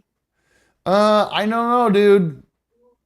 Actually, I don't know. I don't want to argue with you about this. You know more than Malik me, Neighbors. You're better with names and stuff than I am, so I'm not going to sit here and pretend that I am. All right, so Vikings Giants first game at the Meadowlands, right? Isn't that where they play? Meadowlands Stadium in New Jersey. So how you feeling about the Vikings in this game? I actually think we come out and win week 1. Okay. I'm with you. I feel the same way. I'm going to agree with you on this one. And we're not going to keep track of any of my picks on this one. We're just going to stick with your picks on, like, we'll keep track of your Vikings ones, and then we'll keep track of the Browns ones for me. It's too much to fucking try to keep track of all that for both of us. So I want to say we're going to manhandle the Niners because we've beaten them 3 out of the last 4 games. When they've been threats and they've been good and everything like that. But and Darnold played there before. I mean, as much as I want to say win, we'll go with a loss there. So week 2 against the San Francisco 49ers, you think that the Vikings are going to lose first couple God, I reasons, hate really? saying that, dude, because I can pick so many reasons why we win every one of these games. So you don't think Sam Darnold's going to want a revenge game? He's going to come and just try He to... is gonna want a revenge game, but That's the team the who Niners originally are the Niners, man, they're tough. That's the team who originally drafted him, right? No, Jets did. Jets did. How did he? Third did he end overall. up? Did he go over to the 49ers then for a little bit and go? Was he? No, that's and then what he I'm went confused to about. Carolina and started a bunch of games in Carolina, and then he got traded to San Fran. Oh, see, I don't even remember his little stint in San Fran. That'll tell you how much I know. But all right, He was in San Fran last year only. Okay, that's what I was getting confused about because I don't even remember him going there. I think did he play at all last year? Brock Purdy played the whole year, didn't he? He did play the whole year, but there was a couple times I think he came in and blowouts and stuff like that. Okay. All right. Well, moving on to week 3, then. Do you think we do play really well against the Niners at home? We really do. But okay, we'll go with the loss. You can change your pick if you want. If you want, I can go back and change it. No, because dude, every one of these games I'm looking at, I'm like, yo, dub. How's your You know what I'm saying? defense looking? They're going to be able to slow down Christian McCaffrey. I don't know what his calf itch. He's always got some sort of lingering issue with the calf or a quad or something. I'm thinking our defense is going to be top 5, top 10 this year. To be honest with you, because of Flores, with Flores and having the highest blitz rate in the NFL, Dallas Turner coming off the edge, Harrison Phillips plugging up the middle, Ivan Pace wearing the mic this year for our middle linebacker. He was an undrafted free agent last year. Oh, he was awesome. You know, you got the awesome in Madden. You got he was addition. my middle linebacker in Madden. He was fucking great. I loved him. Ivan Pace, guy's a fucking animal. Yeah, little short, squatty, little fucking fast motherfucker. Yep. And then we've got Stephon Gilmore. We just signed to a 1-year deal, so I mean he's going to take out the number 1 every week. Okay. We still got Harrison Smith over top, the NFL all-time leader in interceptions. I believe. Okay. It's between him and Patrick Peterson right now for active players. But I'll go with we're going to beat the Texans. That's going to be Diggs' return to Minnesota, and that ain't going to go well for him. So you're going to beat the Texans. CJ Stroud, you guys are going to be able to handle my fantasy football quarterback. All right. All right, then you guys move. So you got 2 home games. You think you're going to split those home games. Then you're headed over to a division rival, the Green Bay Packers. How are you feeling about your defense against Jordan Love, one of the potential MVPs? Dude, I really like him. If anything, we lose the Green Bay game by a kick. Some bullshit. Well, that is a problem with the Brian Flores defense. It is the bend, don't break defense, where you're going to get a lot of people getting down in that field goal range, and then they don't give up the touchdown. Yeah, absolutely, dude. We had the highest blitz rate in the NFL last year, and the first thing he mentioned this year was when we lost 2 cornerbacks to torn ACLs in the first fucking week of preseason or the first week of camp. He just said we're going to blitz more, which is astounding to me. I don't know how we could blitz more than we already blitzed. Right, but plus also with a guy like Dallas Turner, I think Dallas Turner is looking at the way that I've watched this dude in the preseason and read about him in camp. I think he's going to be defensive rookie of the year. Doesn't that sound counterproductive though? Your cornerbacks go down, so you blitz more, which puts more pressure on the backup cornerbacks. Isn't that counterproductive? Yeah, he wants to get the quarterback under pressure. Don't give him time to think, read.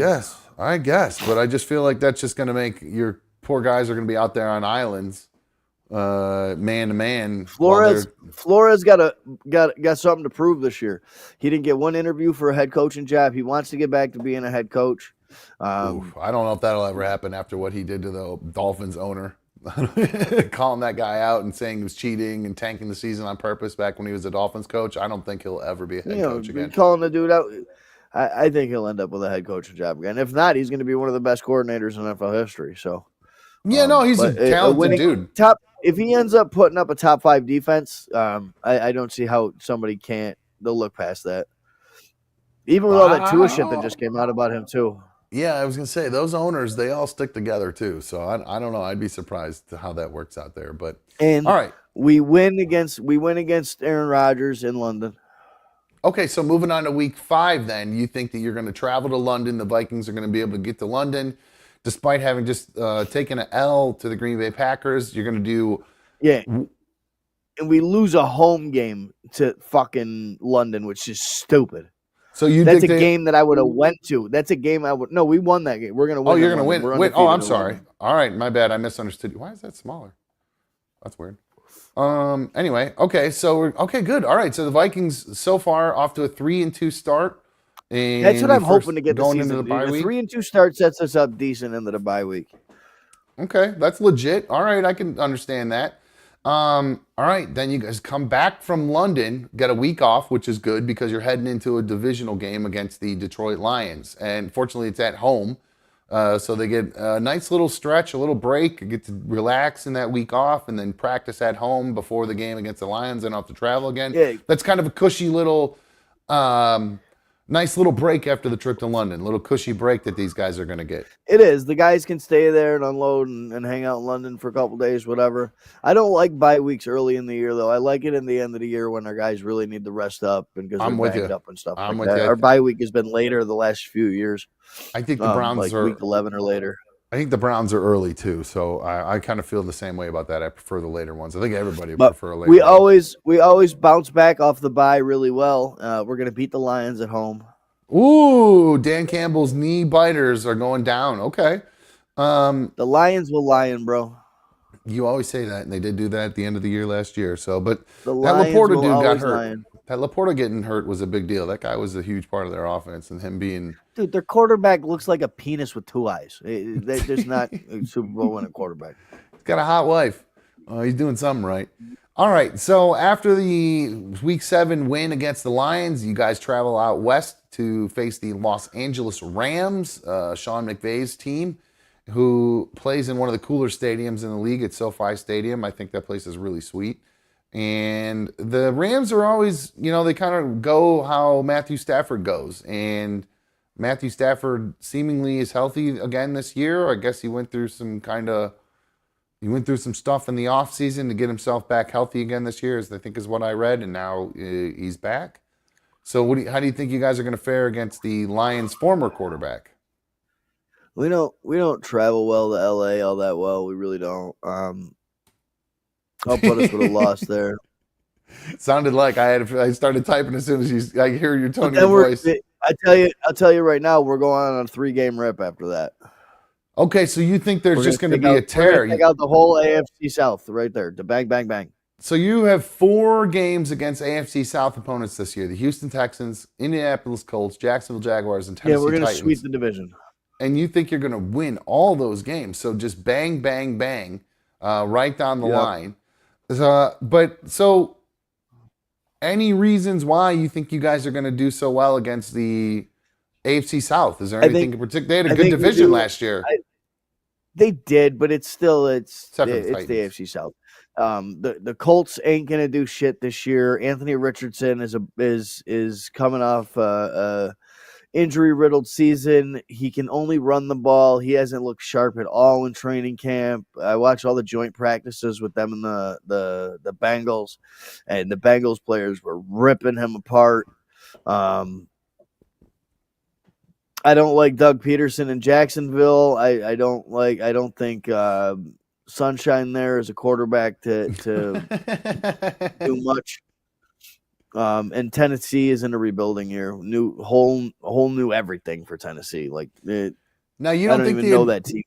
You don't think the addition of Joe Mixon there is going to help Will Levis, allow him to kind of grow a little bit and maybe get them some Joe Mixon's in Houston.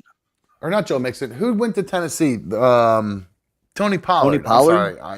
Yeah, he was a bum last year, leading the way for the boys. Was he a bum? I don't think he's number one. I don't think he's a number one. I don't think he's a number one back. No, I don't think he can carry the workload of a team. I think he's better coming off the bench. Speaking of the Cowboys and number one backs, did you see that Dalvin Cook is visiting the Cowboys today? Of course he is. Mike Zimmer's there. Him and Zimmer have a good relationship. Yeah. They're not going to be able to put all their eggs in that basket, and I hope to God he does. It's going to be one of the most prolific offenses in the NFL, and I've got him sitting in my deep fantasy league. Suck a my dick. keeper No. Rico's supposed to be the guy that's going to get the bulk of the load there. God damn it. That's my sleeper pick. Dalvin coming off a healthy season last year, and the season before that, 1,400 all-purpose yards, top 15 or top 10 back in the league. He's going to kill it. Mikey, do I have this right with the home and away for the Vikings? Because why would they have one home game against the Texans and all the rest? Oh no, I'm sorry, they split it. Never mind, I was reading that wrong. Okay, never mind. Ignore me. I was stupid. Yeah, 2-2. Yeah, 2-2. That's why for some reason I saw the Rams in the middle there, and it got me. I thought it was right in that row there, but I got confused. Never mind. Dipshit. And then we're gonna lose to the Bears at home. We're gonna lose in Chicago. Really? You take an L to the Bears? We are. We're gonna underestimate them like we always do. They're gonna play us real tight at home. DJ Moore always has big games against us. Caleb is been pretty good, and Caleb Williams, their quarterback, he's been fun to watch. The few highlights I watched, I thought he was fun to watch. I watched all the Hard Knocks yesterday, and I'm not impressed with the kid. No? Is it just because he paints his fingernails? No, it's not that at all. It's just where quarterbacks go to die. They're not changing that culture in Chicago. That's like one of the cultures that's like built into that franchise. That's part of their DNA. I don't know what it is. I have a small affinity for the Bears because I liked the '85 Bears so much when I was a kid. And William Perry, I like Singletary. And Mike Singletary, and I like Jim McMahon because I love quarterbacks that are real cocky and have a lot of swagger. So I have a small affinity for the Bears. So I'd like to see them do good again. And I know you hate hearing that because they're in your team, they're in your league. But the Bears suck. The Bears always suck. The Bears will always suck. Well, before we switch over to the rest of the season here, I do want to give big love over to Scarf Mommy. She is officially a Super League of Dummy member. I appreciate it. Thank you so much, Scarf Mommy, for doing that. Now back to the league. Let's continue on the rest of the season. So we have the Arizona Cardinals coming up. So let's see. Let's go back real quick here. See, 1, 2, 3, 4, 5, 6, 7-4. I think I got us. 7-4 throughout the first 12 weeks of the season. Then moving into week 13 against the Arizona Cardinals at home. You guys got a nice little stretch, 2 home games against some places. Well, it's far to travel anywhere from Minnesota, right? I mean, let's be honest. Any away game is going to be a long away game for these guys. Okay, so how you feeling about because you picked Marvin Harrison Jr. He's one of your first round picks, I think, right? Second round pick? Yeah. First or second? First round pick. Yeah, first round pick. So a little bit of a gamble on a rookie wide receiver, especially on a team with Kyler Murray, who is. No, he was my second. He was my second. I took Justin Jefferson 8th overall. Okay, that's right. All right, because I was hoping he was going to fall to me because I wanted to get him in the second round, and you ended up scooping him up. That's who knows? He might be busy, man. He's getting sued by Fanatics now. Now his dad's in on the lawsuit and everything like that for abating him in the fraud. Now, what is exactly? Scumbag type shit. Do you know what is this Marvin Harrison Jr. story? I actually don't know. I think he signed a contract to do so many signings and give them so many signed memorabilia and everything like that. And then as he got more valuable or whatever, he demanded more money or didn't fulfill his end of the what's it called. I haven't read all the details on it, but from everything that the little sentences here and there that I've grabbed. Oh my God! It was just a breach of contract. Do you know why the dad's in trouble now? He signed his son's name on the Fanatics contract. Harrison Sr. signed his own allegedly. This is what the lawsuit's alleging. So, wow, the lawsuit was Arizona Cardinals receiver.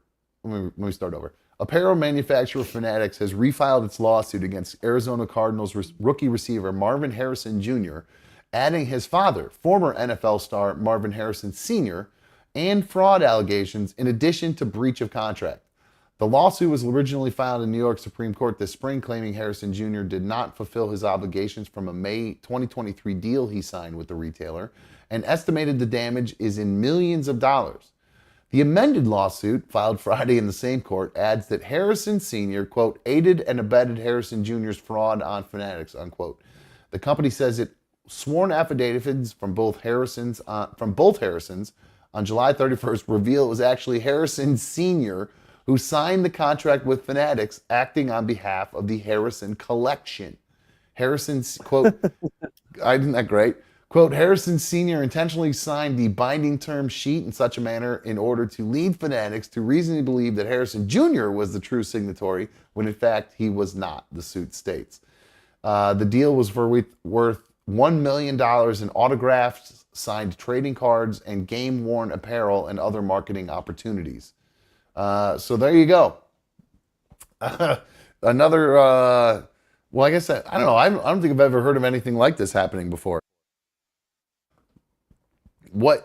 If I was that dad, I would slap the shit out of that kid and be like, yo, you dumb shit. I fucking signed this thing. You need to give him the jerseys. Go sign the fucking autographs, you dumb dildo. Now look how much trouble we're in, you dummy. What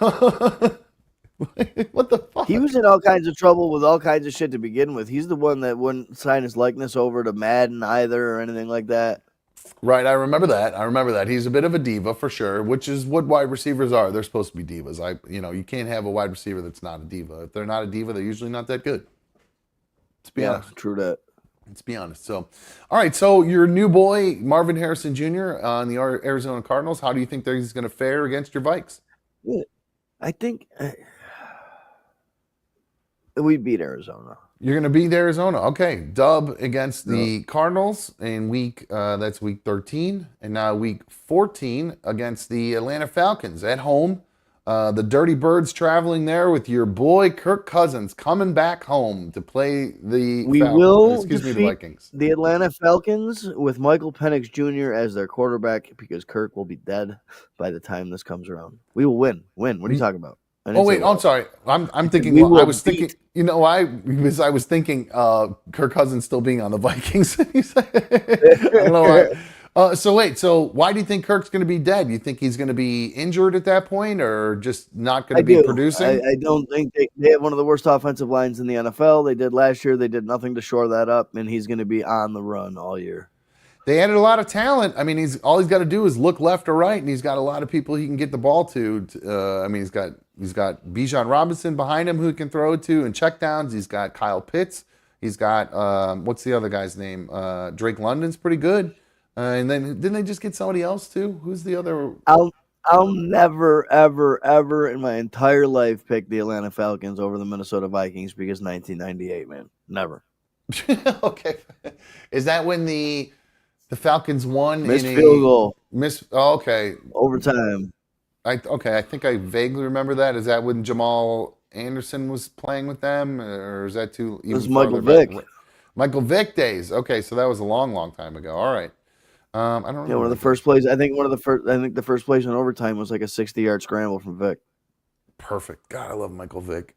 I hope we get another Michael Vick one of these days. And we will not lose 2 games of the Chicago Bears in the season, so we will win against the Bears. A bounce back dub after, it's not even bounce back. You guys are on quite a run after the loss to the Bears in week 12.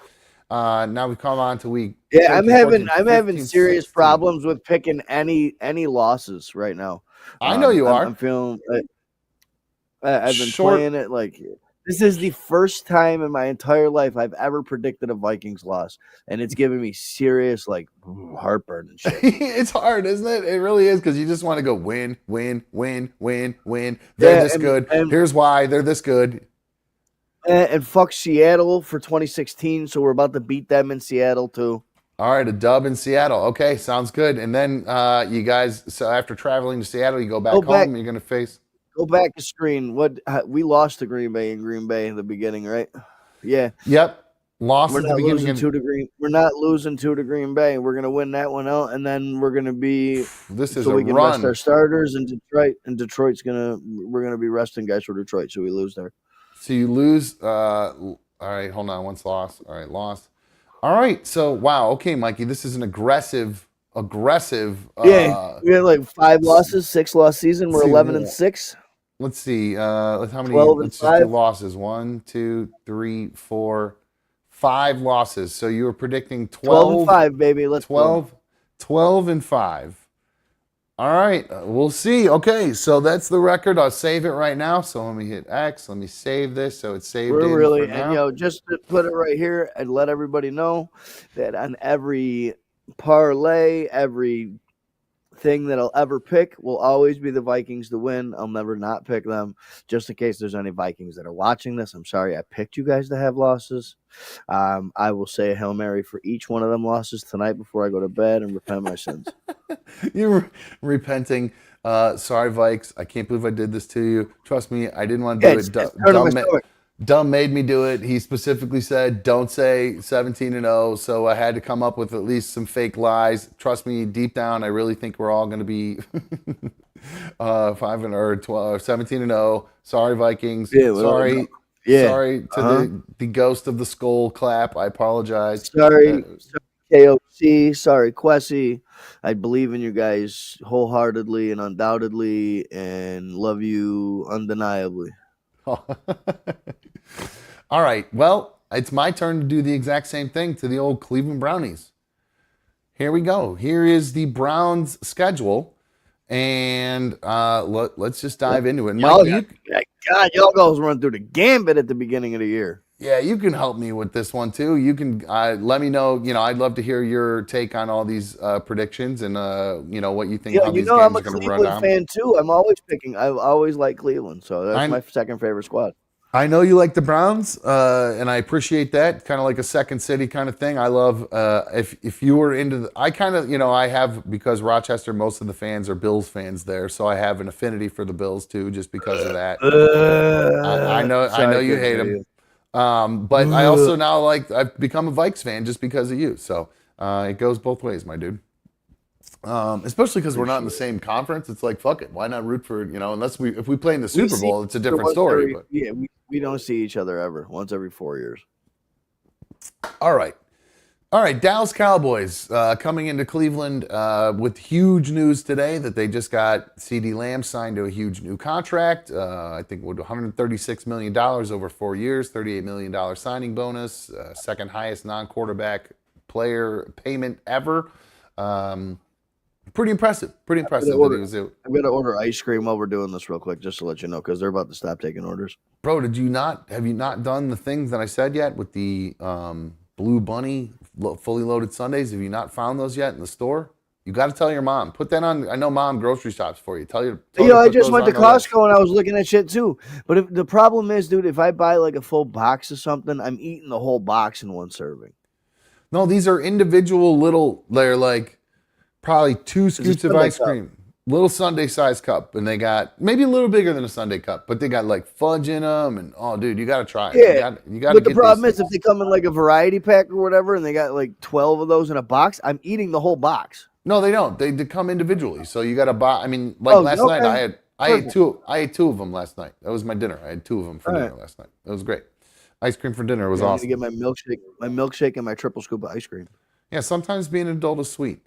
All right, so after the signing, before CeeDee Lamb got signed, I would have gone with the Browns, but since CeeDee Lamb is now back with the Cowboys, and even though he's not been in probably a perfect playing shape, I would argue he's probably still one of the fastest, most agile people on the field. So I don't think it looks very good for the Cleveland Browns in this case, so I am going to say a L to the Cleveland Browns in that I'm one. going with the Browns. So you're picking the Browns. What are the reasons really am. for And that? The only reason I'm picking the Browns, I think, not any detriment or not trying to heap a bunch of praise on the Browns for making a bunch of moves this year, but Dallas comes out of the gate slow every year to the point where they think that the whole franchise is going to go 0-17. I wouldn't be surprised if the Browns win by 15. What? Because you think that they're so dysfunctional in Dallas right now? The Browns are just going to go to town on them and thump them? Mike McCarthy's a fucking cross-eyed nerd. That dude spent one too many years in a barn. Now, we do have a great defense. I imagine that nothing's really changed too much from last year. I don't think we've changed much of the scheme. I think we do have a new offensive scheme. You got a great You got a great no. I don't think your offensive scheme has changed much. Stefanski would be your offensive guy there, so he ain't going to change scheme much. It's still I going to be think Stefanski's offense, but Jim Schwartz running your defense is just anytime you got Jim Schwartz running a defense, that's like that asshole at Bounty Gate, Greg, whatever his name is. oh no, we have I think Ken Dorsey is the Browns' new offensive coordinator. That's what I'm a little bit worried about. That was the Bills coach. Yeah, but I don't think Dorsey's putting his offense in. It's Stefanski is truly the offensive coordinator, with Ken Dorsey being your play caller and your development guy. It's Okay. still Stefanski's off. I would think. I mean, that's like in Minnesota or whatever, KOC is an offensive-minded head coach, so he's more along the lines of your offensive coordinator.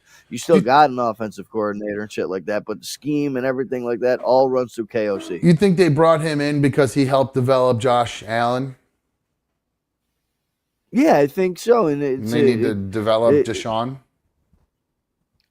Dude, Deshaun's so young with so much talent. Like, He hasn't you just thrown gotta, a, the he kid's hasn't got to taken have a, that want. he hasn't taken a snap in over 300 days. It's all right. What last year when he came out, he hadn't taken a snap in like 500, wasn't it? Seemingly, that's what it seems like. So, I mean, he's taken probably 250 out of the last, I've still got 10,000 the available. utmost. I've still got the utmost hope for that kid. Like, I loved him in Houston. The way he would sling the rock, run the ball, it was unreal to watch. It was the closest thing to Mike Vick you'd seen since Mike Vick. Yeah, it's hard to have a quarterback that I just personally just don't care for him. I find him to be, he's not very personable. He actually just kind of sounds. Not at all. He sounds like an idiot when he talks. To be honest with you, he sounds very stupid when he talks. I don't. There's no way to sugarcoat it. He sounds like a stupid person when he talks. I Sorry, agree. Deshaun, if you're watching. But yeah, hopefully his shoulder's fixed and all that shit. I don't really know. But real quick before we move on, big ups to Ari Jane. She is an official League of Dummy member. Thank you for joining and helping support the show. I really appreciate it. And you guys can always help support the show by becoming a member. All right.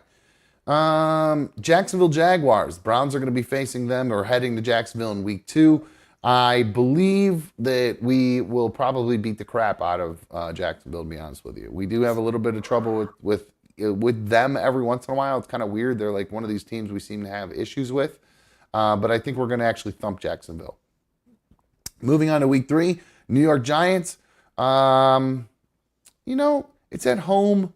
I feel like we might have a good game this one. I don't know that we'll necessarily thump them, but I do think we'll take home a W against the Giants. Giants are going to have a tough year this year, I think. Yes, they are. Yeah, I think they're going to struggle a little bit.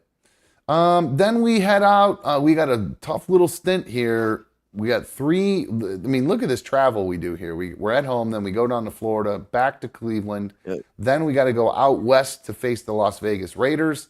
Then back across the country to face the Commanders. And then a short little trip over to Philadelphia and then back to Cleveland. So kind of a big circle around the country. Your next 6 is a tough stretch, man. I know.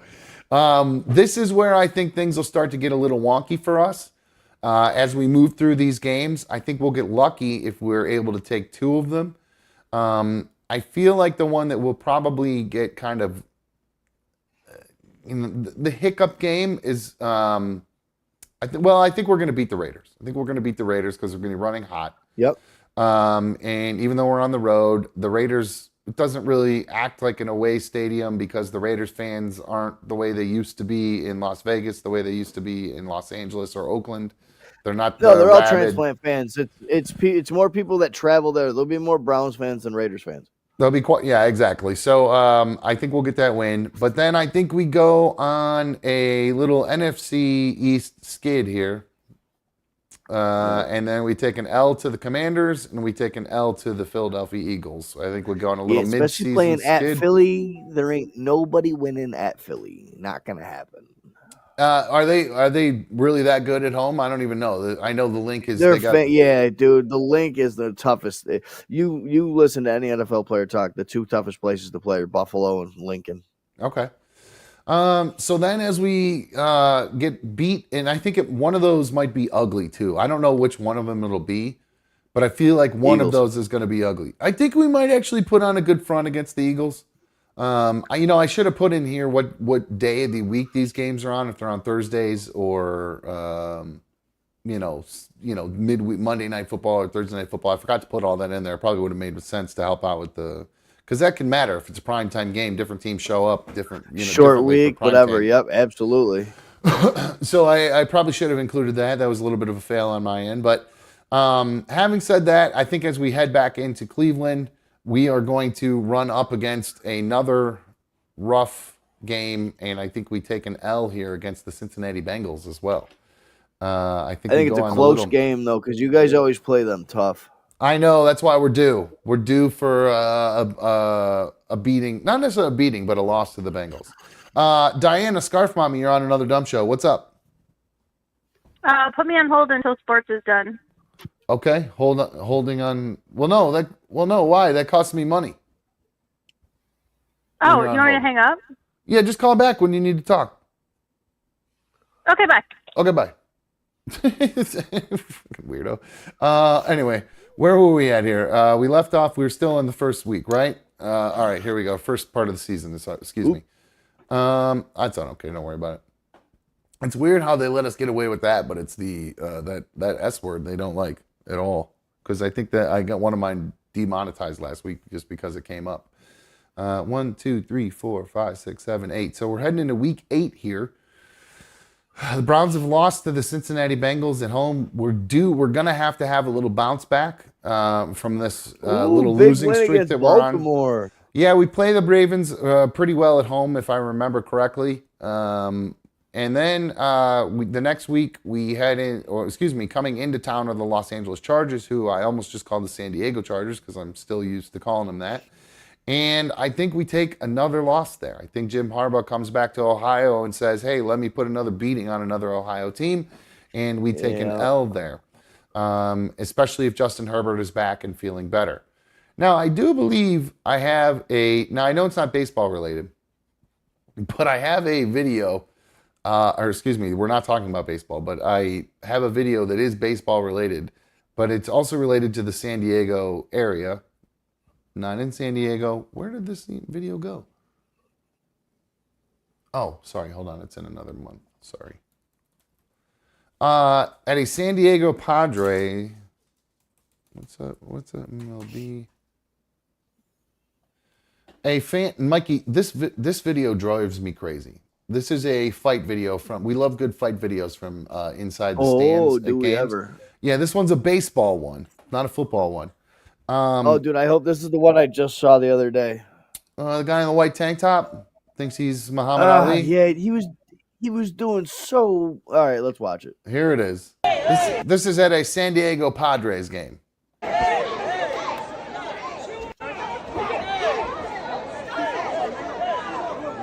Put your hands up. He's making the dude look like an idiot. I mean, not really. They got chairs in between them. Oh. Got him. Oh. Got him. Oh, we got him before that. Oh. Ow. Ow. Yep. That last time we're Look at this girl. Don't push your girl, dude. You lost. Girl, get out of there. I know. You throw one punch. The guy, that's the only thing that upset me. When that dude that's one row down from you, you already got the advantage standing up above him.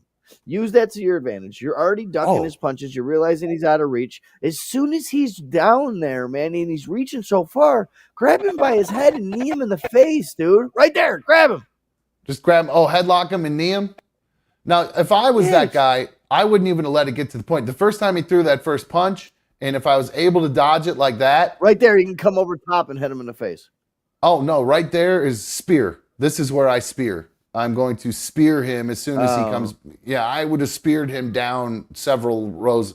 I would have looked to take out like a bowling ball going through pins of people. Like that would have him would be the bowling ball. Like me, I would hit him.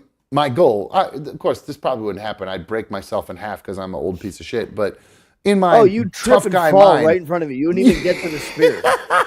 There's no way at that angle you can get horizontal in the air and spear him like that. You or would it would trip be over the seat. Your leg would get stuck between the chair and the back, and you'd tear your knee into shreds, and then you would just be a fucking punching bag for the dude. Yep, and then just a puddle on the ground in front of him. So yeah, that's about right, Mike. I think you hit the nail on the head there. Now that you mention it.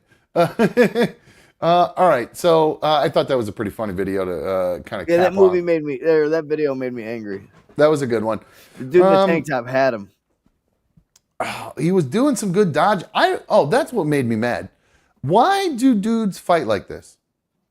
Why? Why stand there and do like this bobbing and weaving? Who are you impressing if you're going to do that with? Just fucking bum rush them and fight. And street fights end up on the ground, rolling around, going for eye gouges, ball shots. No, that's the way we want fights to go. Most fights stay standing up, and one person has their eyes closed, and they're just swinging and flailing at them. Never once in my life. That's the way most fights go. Never. I would never do that. I'm not a boxer. What kind of dipshit would stand there and try to fucking stand there and throw hands like that? Most fights that I've seen have been standing up, throwing hands like that. Oh man, every fight I feel like I've seen. That's how we would solve problems when we were. That's how we would solve problems when we were kids. We were always boxing. Yeah, I'm just talking about street I got my fights. ass whooped in Madden, and I called you a cheater or whatever. We would go outside with the gloves on to settle it. That's different. I'm talking about like outside of a bar. These dudes that try to stand there. Said, why do people think that they're boxers? Oh, he froze. I think he's about to say because they used to do when they were kids. Frozen. Oh no, what's going on with the internet? Oh no, we lost Mikey. Oh no. We lost him. He's all choppy. All right. Well, I tell you what, I just realized how late it is anyway. What we should do, we did make it to about the halfway point of the Brown season. So what we'll do is we'll come back tomorrow and we'll finish up the second half of the season with Mikey. And I hear Bong Rips. I see Bong Rips. He's back. All right. Yeah. Oh, it's being weird. It's getting all choppy. I don't know what's going on. You streaming porn in the back on the other side of the computer? No, I haven't even turned on the TV yet. Oh, okay. All right. Well, it's getting all choppy. So I'll let you go. We'll catch up tomorrow, dude. We're gonna finish up the games tomorrow. You're gonna finish them. We'll finish them up tomorrow. Because we're like halfway through the season. I'll definitely be on tomorrow. All right, perfect. Sounds good. We'll talk to you then. Oh boy, it's all weird. I wonder what just happened there. Why the internet got all weird. Well, anyway, it's late anyway. So, Scarf Mommy, Diana, you're on another dumb show. What's up? Hey, okay, so I have a challenge for you. Oh, okay. It's not an eating challenge, it's a drinking challenge. Ooh, okay. I haven't given you any preview. I just sent it to another dumb show email. My wine store gifted me one of these, and they're going to keep them in stock now because I keep buying them in the little ones. Hold on one second. I'm trying to open up this email here. Ooh, I've seen these before. Yeah, they're wild. Buzz balls. Okay, so that's a biggie. Wait, how big is that? 1.75 liters. 1.75 liters. That's huge. So, what? By the way, I don't know if you know this, but I notice you're watching Twitch right now. Another dumb show actually streams on Twitch every night now. So. What? Yeah. Wow. Yeah, I'm so down for that. I just kind of started doing it there too. So just so you guys know. So if you want to start watching there, you're welcome to watch there too. Either way, but yeah. Sorry, I hate YouTube. I would much rather be watching Twitch. You do you, man. Just keep paying. Just keep supporting the show with the membership. That's all I care about. And you're watching. No, 1.75 liters. How much is that? Is that like it's hard to tell with your hand. Like I can tell you're like holding it in your hand. Like how big is that? How like big it is. Is it a beach ball? Like are we talking volleyball size? Smaller than a volleyball? Let me go look at it real quick. So not as big as a volleyball, bigger than a softball. Okay. It's pretty big. Yeah, I'm trying to see it like on a shelf next to something else so I can see. Okay, so actually here's one. So if you know what an actual buzz ball size is, here's one with 9 buzz balls right next to it. So you can see I guess 9 buzz balls go into one of these biggies. So okay, so I can see how big it is. So it's like the size of what you would think a crystal ball would be. Yeah, Like a- exactly. That's a very good analogy. Yes. Yeah, that's what it looks like. So, but it's full of booze and it's got a little cork on the top. So, chocolate teas. Yeah, Now, it's 15%. They're pretty good. Does that taste the chocolate teas? Does that taste like a kamikaze or whatever? It Or tastes a white like Russian? White chocolate Russian? milk. I've never had a White Russian, I don't think. It tastes like chocolate milk with alcohol in it. Like, you can taste the alcohol, but once you get the first, like, I do it in shots. I But wonder once if you get, like, the first 2 down, you can drink it like a drink. Like, it goes down so good. it does. Those look delicious. You pour that over some ice too. You could turn that Yeah. into like a Yeah, absolutely. frappuccino. That shit. Okay. So you want me to come up with some sort of Buzzballs Biggie challenge? Yeah. Okay. Because it's so good. But you get fucked up. Yeah, I know. I'm gonna get real drunk drinking that. I do. I get real wasted on vodka, and I'm sure that's all that is probably just cheap vodka. If I had to guess. No, I don't think it's cheap vodka because I usually can't do too cheap. Premium vodka, orange wine, and cream with natural flavors.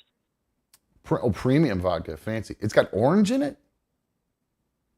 Orange, I can't taste the orange in it. It says orange wine. That's weird. Orange wine. I never knew that, actually, but it's so good. It just tastes like alcoholic chocolate milk. Okay, well, that's kind of like what a White Russian tastes like. It's just Kahlua and cream and vodka. But it's so smooth. Yeah, that's how a White Russian is. They're really good. They're dangerous. They're really dangerous. That's why I feel like this Yeah. is... Are you drunk on them right now? I'm not drunk on it right now. I No. started maybe an hour ago. So you will be drunk on it pretty soon then, is what you're telling me. Oh, yeah. Well, good, because the Fuck second Monday. hour is always happy hour here on another dumb show. So good for you. Way to get. I'm not driving anywhere. Yeah, well, hell yeah. Why not participate? Good for you. I have a couple beers. I got nowhere to go, and I'm gonna eat some food after this. I can't decide what I'm gonna eat, but that's my plan for the rest of the night. You enjoy your Biggie Buzz balls. Have fun playing with your balls. Yeah, and I'll be playing with my big balls, yes. So I heard from Curious George, Oh yes. and I just want to kind of add to what you were saying earlier. I know Gabby said that it's free to not be a jerk. Like, it's free to be kind. You never know who you're going to offend, and not even just offend, because, like, I think the world is soft right now, but he kind of went overboard. Like, when you tell someone something like that about unaliving themselves, it's not cool. Yeah, I don't disagree with you one bit. That's why I was actually a little surprised that he did it. I felt like it was a little bit it was just... Well, he's kind of trolly in the chat to begin with, especially with his text-to-speech. It doesn't make sense all the time, but I think, like, people hate me, but, Right. you know, it's not cool. It doesn't matter who it is. Don't say that particular kind of thing. Call me an asshole, call me whatever you want, but, like, saying something like that, I mean, it's 2024 at this point. Stop. Yeah, I do think though, if he, You never like know I said, who's going through what. if he hadn't directed it towards a specific person and said, you know, made it into some sort of joke, because there's a lot of low-hanging fruit there with the fact that the woman killed herself on a, you know, conveyor belt in a airport. You know what I mean? There's plenty to go to make jokes about just in that sense. So if you want to, you know, if you want to be callous and cold and give a too soon joke about her, I get it, but just kind of targeting one person in the chat was a little much, I thought. So, but again, I'm not here to censor people. It's an idiot comment to say to anyone about, because you don't know who has those ideations in their head and all that stuff. You never know what anybody's going through, and Sure. like, people in certain states get arrested because they caused it. So stop. Just don't call someone a jerk. Like, don't take it there, in my opinion. But he did also tell me that he make sure you get him a link like Mikey has, so that he can fill in when Mikey is sleeping or not available. He's down for that officially. know. We talked about that on the gaming Officially. issue on whatever night that was. Last week we did a gaming issue. So and George was funny. George was making me laugh. He was George is hilarious, and most was- of us love him. So Yeah, and people get tired of George and his questions and shit like that, and sometimes they're sex related and they get all creeped out or whatever by it. But in the time that I don't want to know what interacted- you had for dinner yesterday. I'd rather know about your sex life. So who cares? Yeah, I kind of feel the same way. I think that's more interesting. So I usually think his questions lead to interesting things, and I found him to be very observational the other night, which is a good quality to have when you're doing this type of thing. So. George, you're always welcome. Yeah, so I'll have to get you a link. I'll make I put together a little 3-box when George is on, and we can, or even a 2-box with just George, and I can switch back and forth or whatever. I can put together some fun stuff. So if he's down, I'd love to have him. He was fun. Nugget Man said CG made the gaming. CG said, Nugget Man said CG made the gaming show entertaining. I agree. I thought he made me laugh. He was silly. It was. And somebody did make a comment too. I can't remember who it was, but a lady made a comment about Blue Wolverine's voice, and they loved the way he said Wi-Fi. So because he's got that country voice. So yeah, he said that we were having connectivity issues, and he wanted to know if Curious George is on his Wi-Fi. I can't do it like he did. I don't have that velvety voice like Blue Wolverine, that country velvet voice, but. All right, no, that's a good. Did you listen? Did you listen for Wet Shoelaces, who sounds like Kip from Napoleon Dynamite? No, Napoleon. Yeah, you know what? That reference is bad for me because I've never really sat and I watched that movie in pieces, parts, and there's always stuff that comes up. So I don't think I've actually really sat and watched that movie straight through all the way. I always have interruptions. So. I'll tell you, I hated it the first time I watched it. I was like, oh my God, this is fucking stupid. But then, I could probably quote the whole movie now. I've watched it enough times. It's amazing. You'll like it if you give it a chance. All right. Well, I'll try. I have given it a chance. Like I said, I always there's always something comes up, or maybe I'm watching it in reruns and it's in commercials and I don't like when it comes back or something. I don't know. But I will guess I'll have to go back and listen and check that out. To answer Michael K's question.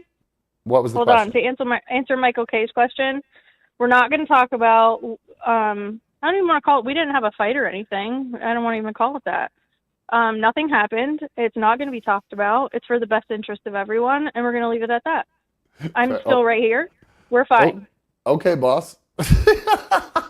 Right? Fair enough. We'll see. If it ever comes up naturally, organically, that'd be one thing, but shoehorning it in for no reason just really doesn't make any sense. Right. I agree with that. Fair enough. So, all right. Well, thank you for the recommendation. I will check out, make a little note here in my stuff. Buzzballs challenge.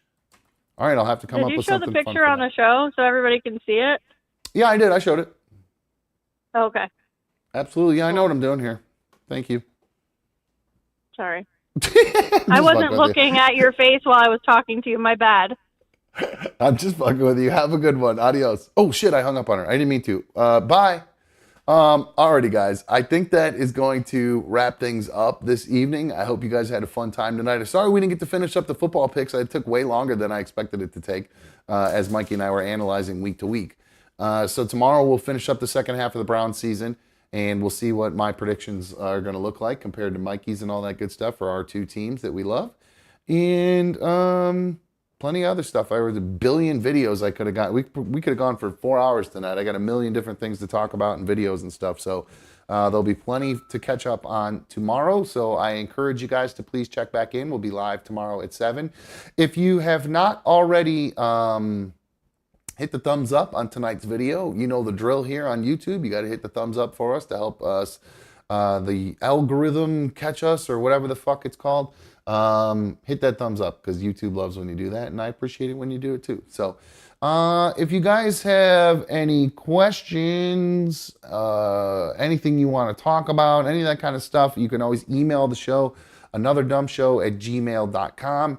I have not been promoting that enough, and I love getting emails from you guys. I actually have a couple emails from listeners that I'm going to be reading tomorrow. Like I said, we got so much going on. So Craig was kind enough to shoot me an email, and Chris sent me an email with a funny story in there. So we'll talk about that tomorrow. We just kind of ran out of time tonight. So Once again, you can always email the show, anotherdumbshow@gmail.com. And I always tell people too, I forget to tell you this, if you're on Instagram and you see a video that you think would be fun to play, and you follow me or whatever, just shoot me a direct message of the video that you see, and then maybe we'll play it back on the show. So just follow. You can either send it to @anotherdumbshow or send it to @adsdumb, and we'll try to get those played back on the show. So you can say, Dumb, I sent that to you, and I could say, thank you for sending it to me. It was a great video. That would be awesome. So, alrighty, guys, hit the thumbs up. We'll be back live tomorrow at 7. I am out of here. See ya.